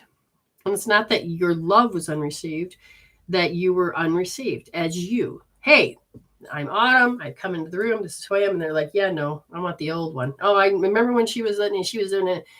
The new you. They can't see the new you. And so it feels a little bit daunting. And it makes you want to go back into feeling insecure. That's what that is. And they want you to do R3S because you go right into that program. We want you to stop. That's why I told you the story, I think. Go to R3S, right wrist, third position, nice and soft, okay? All right, because you do not need to do that. Now that you become more aware of it, then you will be more able to catch that you don't have to turn into that, okay? All right.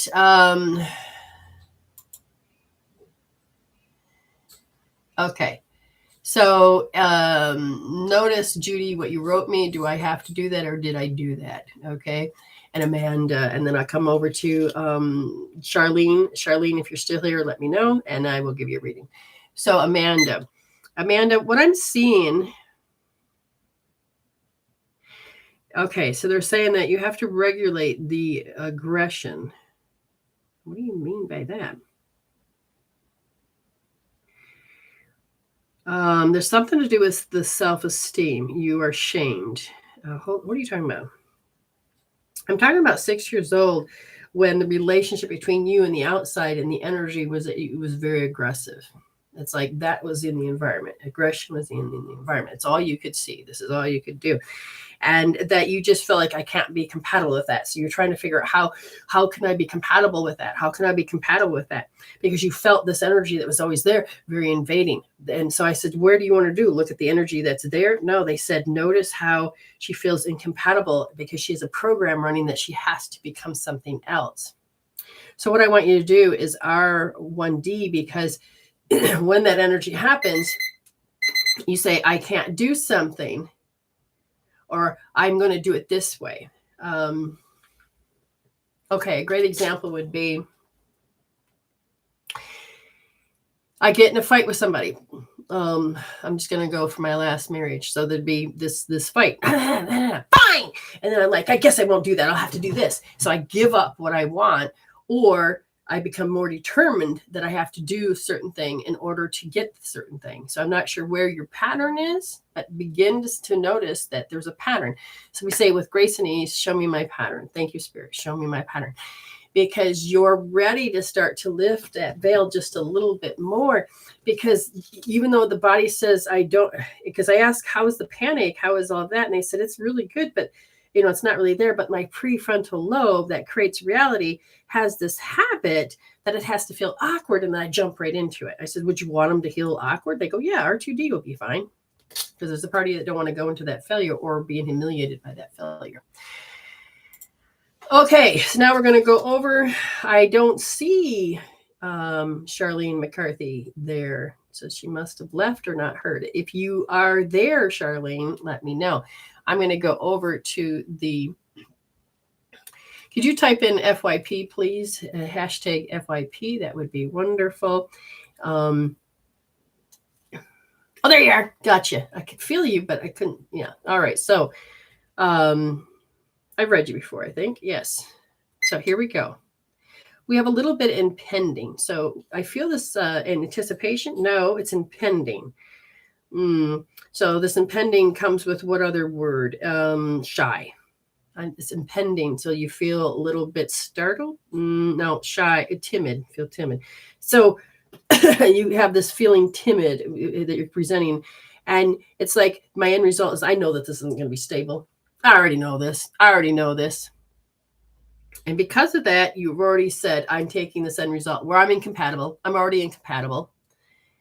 And they said that there's a certain phobia that you start doing at 3 years old. And this has to do with socialness, social behaviors, socialness. And I said, okay. And they said, I don't want to have to go into that behavior that other people are. I said, what is that? And they go, lofty. I said, all right. And they said, but I have to let go of the sensation of the story. I said, all right. And they said, if she held R1D, okay, right wrist, first position, deep. Does that story make sense to you on a scale from 0 to 10? And if you can, I want you to sit there with it. You understand? Thanks, James. Anybody else in the rooms? Now I'm going to look to the rooms. You're welcome. Anybody in the rooms that wants the reading, make it pop up. But now, no, Carter, your instinct was to keep the baby safe. No. The dynamics is that he was just going to come home as an asshole. The dynamics is that when I come home, she's going to be a bitch. The intention of what people were thinking can create you to, everybody has their field, and your heart will know seconds already what you've already chose. This is based on past experiences. And because you didn't change them, you always have it like, I could scoop a chunk out of your past, place it into the front of you for your future, because you're just going to walk into it in the now. But if you were to heal this, and you change that pattern, then you can start having a different future that you can walk into. You understand? So when I became aware and wisdom with my spirit and my heart, I could stop the program. I wasn't just human. Okay, I wasn't just human. Do you understand? I want you to become your spiritual self. I want you to become your authentic self. I want you to stop being your programs that you pull in and put in the future so you can be now. And we can stop this recycling of the hell. Do you understand? We can help you change those programs, rewrite them. So the first person we're going to take is Miss Robin Spicer. They're showing me the word realities and dreaming. And I said, dreaming and joy. Yes. And how do I make them realities? Yes. It has to do with what I'm doing towards myself. Now, I feel there's a 5-year-old that's crying and whimpering, and it feels like it's in the attic in the corner, and it's scared to take that step because you don't know what's going to happen. And when I feel that, I want you to understand that she's representing that I have to overcompensate. I wasn't good enough. I have to overcompensate. And overcompensating is like, I hurt your feelings. Oh my God, let me correct that. Let me fix this. But I feel like somebody would always make you feel like shit. We always had to give more to them, more for, I got to stop this feeling that I did something wrong. I got to overcompensate. And they want you to do L2D because you had a family that would use love as a weapon. And your heart was so golden and beautiful that it just, played this game. So little L2D. She said yes. Okay, go heal that out. Now we're going to take and we're going to do Amy, Miss Ames. I'm looking at the tools, a certain amount of tools of that you took and used for a heartache, and that you had. Oh, it had to do with lust. Okay, so there was a part of you around 8 years old that you couldn't show that you were choosing the opposite. No, religion had a big part in this. This says, I'm going to stop the timer. I want everybody to understand. When you come to unity, one of the things that during the Indian tribes, certain indigenous tribes that were here, they didn't say that only man and woman to get together. Now, I'm probably going to offend people that are in religion. I'm sorry. This show's not for you. But there was no black or white. This was, you love what you love. And there was no set rules. Okay? That was superimposed that we were supposed to do it that way. We're all supposed to run from this blueprint, one blueprint. That was it. So it took away, we had to hide who we are. So at 8 years old, I felt like you were lusting, but it was wrong based on somebody else's belief standards and the set course that was laid before you. Now, she says she understands this. So we're going to go back to her reading and notice that you could not ever be self-efficacy. Self-efficacy is the ability to get the results. And so you did what, okay, I got to do that story too. You took a piece of clay, you made something, and somebody come along, that's not a horse, that's ugly, that's stupid, that looks, and then the jokes and the hurt and the pain, and so you crumpled it up and you threw it away and you never made art again. Because my pride was hurt. And I didn't know what to do with those feelings. That is where we're also talking. And they want you to understand you went into the fawn position because you didn't want those people that loved you to reject you, because it was based on the story of you being an orphan and given away and told. So see how this is playing out.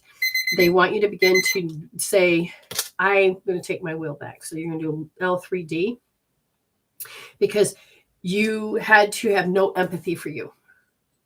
You felt like you always had to get it, but you had no empathy for you. It's like, and even though time has changed, it plays into what happened today. Ooh, I can't wait to talk to you about that then. So you're ready. You're ready to heal those chunks of yourself so that you can start to become more you, the way you're meant to be. Okay? All right. The next person. Got to go to bed. All right. Good night, hon. Now we're going to take the next, where did you go? Alicia, there you are. Miss Alicia. Oh, you had to check out, huh? You're like, oh man, I just got to check out from this. And I said, okay. these energies are just spinning. I feel like all of a sudden you just had to, you know what? I don't know what you identify with, but they just had me show up is that I had to be laid back like a man. There was this part of yourself that there's nothing wrong with it. But do you understand? There's like, gotta go check out. And I feel you saw this as a download when you were a kid. And so you have pictures that they're showing me of a particular way that you saw somebody checking out and that was spinning out. It's like, and so you can feel this within yourself. All right. And they said, and why they brought this up is because there's a longing. I'm longing for this shit to stop, or I'm longing for something. They want you to heal the longing. Do some investigating. And then Alicia Cook, R3D. Okay. R3D. Hopefully that makes sense. All right. I'm going to look into the room and see what I may have missed. And where are we going here? That's fine there. Okay, these people came on. That's very good. All righty. And double checking into the rooms. Does anybody want a reading? Now understand, this is about you changing who you are, growing, being, becoming. You're new. You're new to me. Are you correct, Belle? Belle, I'm just going to call you Belle. Nanette Bell, is that what I'm getting at? I think I have not read you before, so that means you get 2 minutes. Is there any particular reason? Now, I feel like you do have a question on your mind, but you're just like, I want to see what you get. Now, I'm going to tell you, I'm not like any other reader. So what I'm reading is what your energy field talks about. What I hear is that there's something to do with relationships. And what they're showing me is that there's something about a deprived feeling and there's worry. Oh my God, I don't even have the voice in this relationship or in a relationship. I have to suppress myself. And that I feel like there's arguing over nothing, something to do with nothing. I can't figure out what happened. Why is it over nothing? So your brain is trying to figure out something and it just is getting overwhelmed trying to figure out what just occurred. Does this make sense? Because I feel like the body wants to go into an alarm and then the same shit different days starts to appear. What this feels like is that your body is trying to tell you that you're still learning how to self-soothe. Now, as you learn how to self-soothe, you're using, my heart's beating. Really weird though, because it should be on this side. I feel like, but I just felt like my heart was over here. What the hell is that about? Conditioned, you're conditioned. So this, your body is saying it's conditioned that it has a habit that I have to be timid over my son. Okay. So now that we have more of a direction, where do you want it to go from here?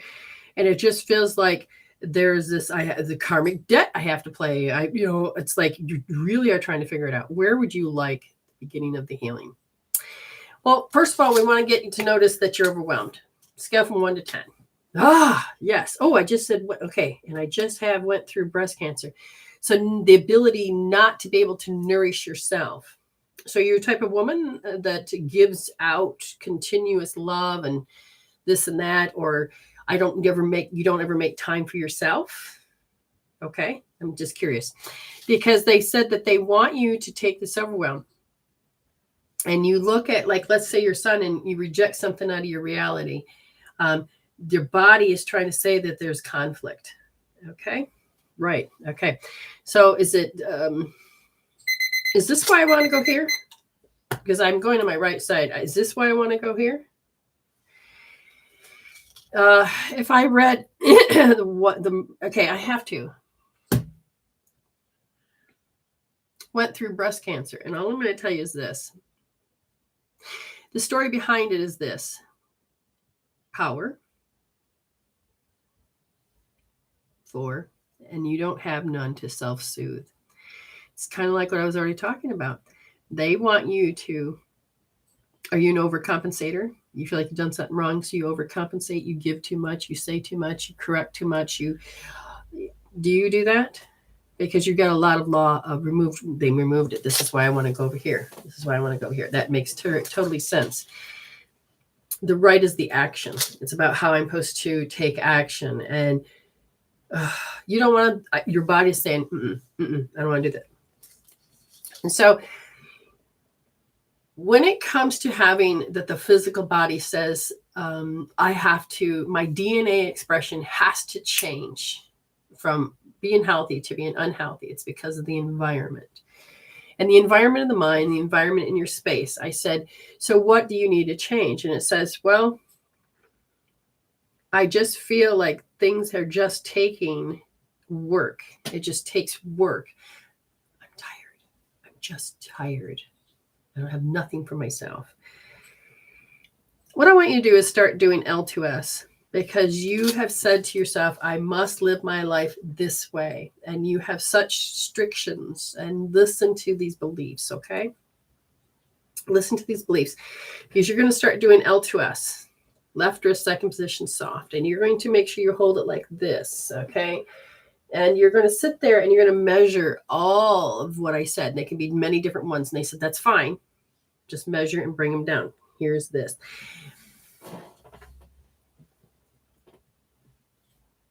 Whose beliefs are they? Where did they come from?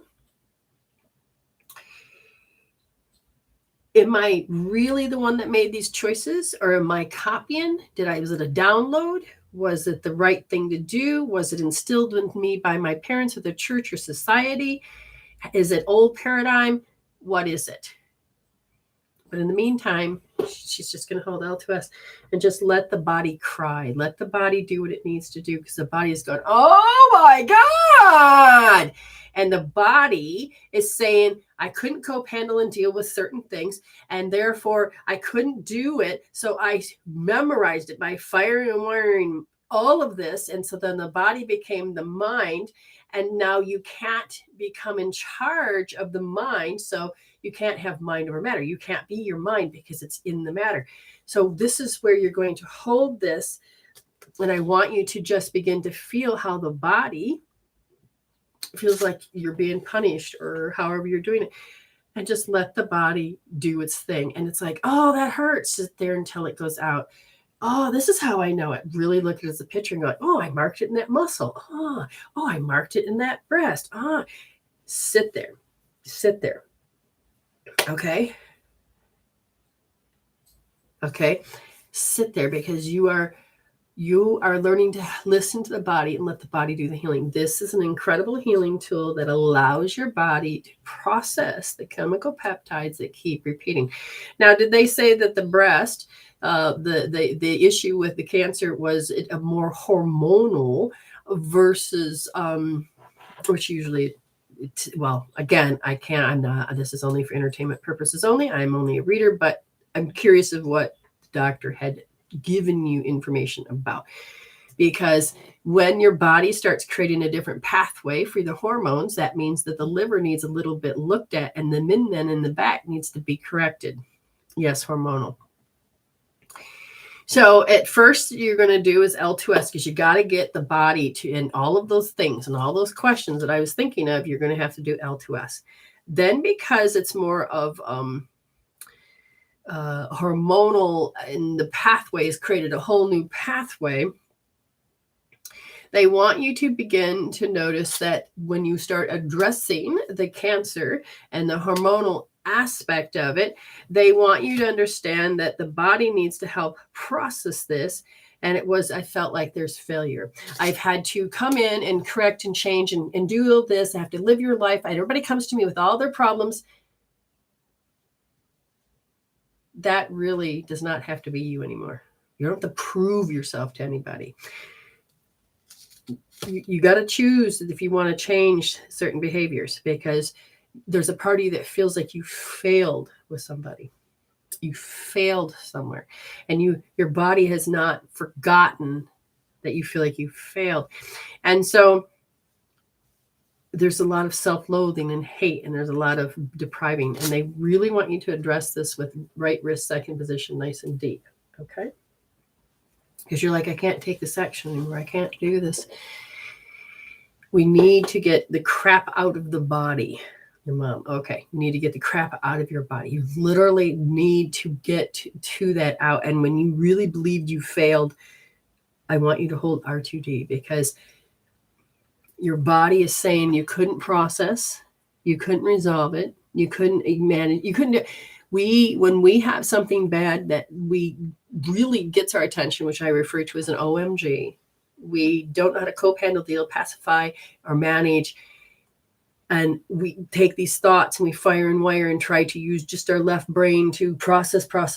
And then all of a sudden we've thought of so much that the mind becomes the body, and the body knows you better than you know itself. And so then the body's doing the process and running the programs, making the hormones, making the stress. And you can be clear here, but your body's going, oh, hell no. And it can keep this play and it keeps us going. And your body will be like, well, I'm not stressed. But the body says, yes, you are. And so that's where then when the body says that it has to do with stress, like for me, my body's adrenals stay kicked in as a stress because it's about how I had to deal with relationships and how I couldn't handle them and how what it all meant, all these things. But my body is saying there's more for me to heal out when it comes to this. And this is where now I'm at the stage where I can rise. I can heal and rise, and my body will get healthier and healthier. All right. Anybody else that wants a reading before I go? You guys have been awesome today. I mean, I literally can take today's show and take out big chunks and talk about very much specific things, which I may end up doing and putting it on YouTube or Netflix. Hey, I can imagine myself being on Netflix. I could be interviewed by Danka. I can't remember her last name. Or I could be hanging out with the big league guys. Oh, Stephanie San, you're new, right? If you're new, you get 2. Yeah, thank you so much. Alicia, did yours make sense? Did you hear your reading? Because I was curious about yours. All right, so Stephanie San Austin, we're just going to do that. Okay, I'm going to give this new. Yes, here we go. Check what? Check the fire. Emotional, indecisive. So you have to dampen your fire. Why do you have to dampen your fire? Because behaviors. Because why? Because I'm petrified. My behavior is to be petrified. And is this something that's new? They go, oh no. Is this something you're aware of? They said, I bully myself. Okay, why? Because when I spin out and I don't know what to do, I feel very insecure and I can't go there. So then the emotional instability kicks in, and it's like, nope. This is how I handle and cope and deal and pacify. I overcome. And so you've tried to overcome something, so it sits there. And they're saying that you have this dogma, same shit, different day that occurs. And so now I'm looking, and they keep telling me that you have to overcompensate. So you keep giving more of your life force away. Does this make any sense to you at all, Stephanie? Because I'm feeling there's this overbearing energy and you feel overpowered. That is what you know. And your brain keeps saying, this is what I know. My body said, this is what I know. And so no matter who is saying or doing what, your quota is that you have to feel this, know this, and you have to dampen yourself so that when you are trying to get yourself out there, you will self-sabotage because of this program. And I says, well, how do you want her to begin to heal this program? They said, now that you become aware, you have to stop the temptation of putting out your fire. Well, maybe I should just sit there and not do it at all. And it's in the talking. It's in the way you've been talking and thinking. And they want you to become aware of it. So they want you to take your left wrist, measure your shit that you know, and then you take your left wrist, put 2 fingers. It is the second finger where you're going to place your thumb. You're going to push in deep, not soft, push in deep. Finger like this to make the letter C. Wrap these through for safety, security, stability. Place your hand on your head and drop your hand. As you sit there, I want you to hear the temptation of having to go there. I want you to hear it. I want you to let the body do the healing. I want you to measure it. I want you to pay attention. And I want you to start connecting with the fact what you say somehow has to do with where you're at. Listen to key words. You just say, thank you, Spirit, for showing me key words. And see where I'm self-sabotaging. See what I'm doing. You will start to waken up faster. Okay? Now, tomorrow is tribal. And what we do, and I highly suggest, this is a place where you can go once a week for $36. That's $9 a week for you that you invest in to do healing. I brought my office into the show brought my office into a room. And so now we can start doing group healings so we can help not just ourselves, but to help the collective. And as we begin to do this, you begin to grow. But how do you grow? You grow more into your authentic self. And so you become more of your spiritual essence of who you really are. And so it's so important that if you really don't like your life, you can't create a new life with the old personality. So you really need to be able to invest in yourself. But it's getting over that hump of, I can't be bothered. And if you feel like you can't be bothered to take and do something for yourself because you're worth it, just know that that's part of a self-sabotage. Grab your left wrist, second position, nice and deep. And I want you to just sit there and go, oh my God, I can't do this. I just, no, I'm so burnt out. I can't do it. You're going to hit some of these limitations that you've been putting in place that says I want to love and care for myself, but I can't. Okay. So Alicia Cook says, I'm still taking in everything from the night. Okay, no problem. You're welcome. We are all of reflections. Absolutely. This has been amazing. You're wonderful, beyond amazing. Thank you. Beautiful show. Thank you. I appreciate it. Yes, I really do. I'm so happy that you're here. I'm so happy. So go heal yourself because you're so worth it. So get yourself self-empowered. Learn the key of awareness.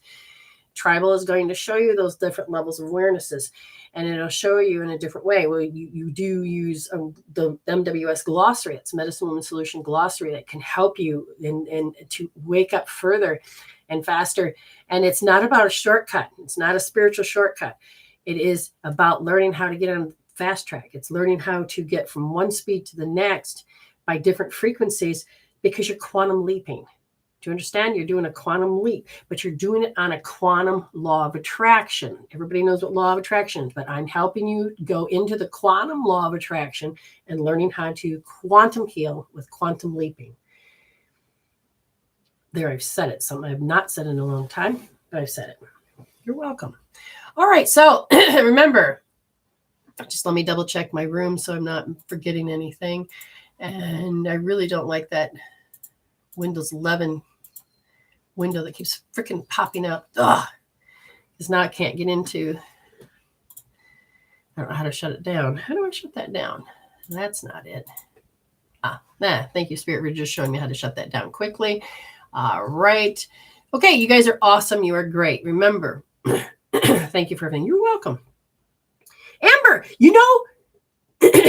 there you are. They kept saying, Amber's coming. Amber's coming. And I said, who? And they said, Amber. Amber, did you want your 1 minute? I feel like you're supposed to have your 1 minute, but I'm not going to push it on you. But there you are. I've been waiting. Oh, we'll see. We'll see if I'm supposed to. I'm not pushing it. Again, I need permission to do certain things. And that is, I don't ever get in your space, but I'm also not going to sit there and cross your boundaries either. We have a lot of ethics. Yes, please. Okay, I'm supposed to. Oh, God, I've lost my voice.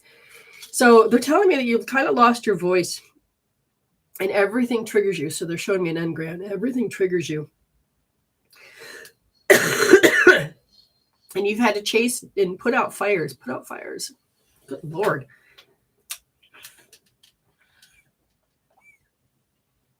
What's this about? Not saying her truth, her choice. Yeah, truth and choice. Okay. So that's it. So be it. Your truth and your choice. You don't know what those are. You can talk your truth, but what is your choice? So they want me to just jump in and do this. You have to begin to learn what that is. So I'm sitting there. I'm like, what do I want to eat tonight? Okay. So you do the yes and no, or the light and hard, or light and dark. And so I've learned to drop my mind into alpha, and so I'll hold certain points. What do I want tonight? Do you want breakfast? Yeah, no. Okay, so then I just let that go. That doesn't come up again. And then I say, oh, what do I've got to eat? We got chicken. Yeah, no. French toast. Yeah. Now, when I start to find that I get more streamlined, but before it'd be like, yeah, no, yeah, I can't make a decision. You can do some OMG. You are meant to begin to notice that the power of choice is, what is it you like? What is it you want? And I feel for so long that you have lived for other people, and you've had to fight, and you've had to be manipulated. And I feel like They said it's time to find your home. What do I like? Who am I? What's going on? And they said that it's important to begin to build this. Okay, Amber, it's important to just begin to build it because it's important that who am I? Who am I? I don't have to take it. I need to ask that and then address it. What do I want to eat tonight? What does I really want? Okay. All right. So Amber, I said, is there anything that would begin to they said just start beginning to ask that question and maybe doing some OMG so you don't have to believe certain things. Odd, my app closed and wouldn't open again.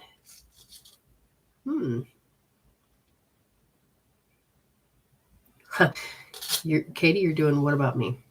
All right, guys. Remember the hashtags. The more you're with me, you'll understand. Resolve to evolve.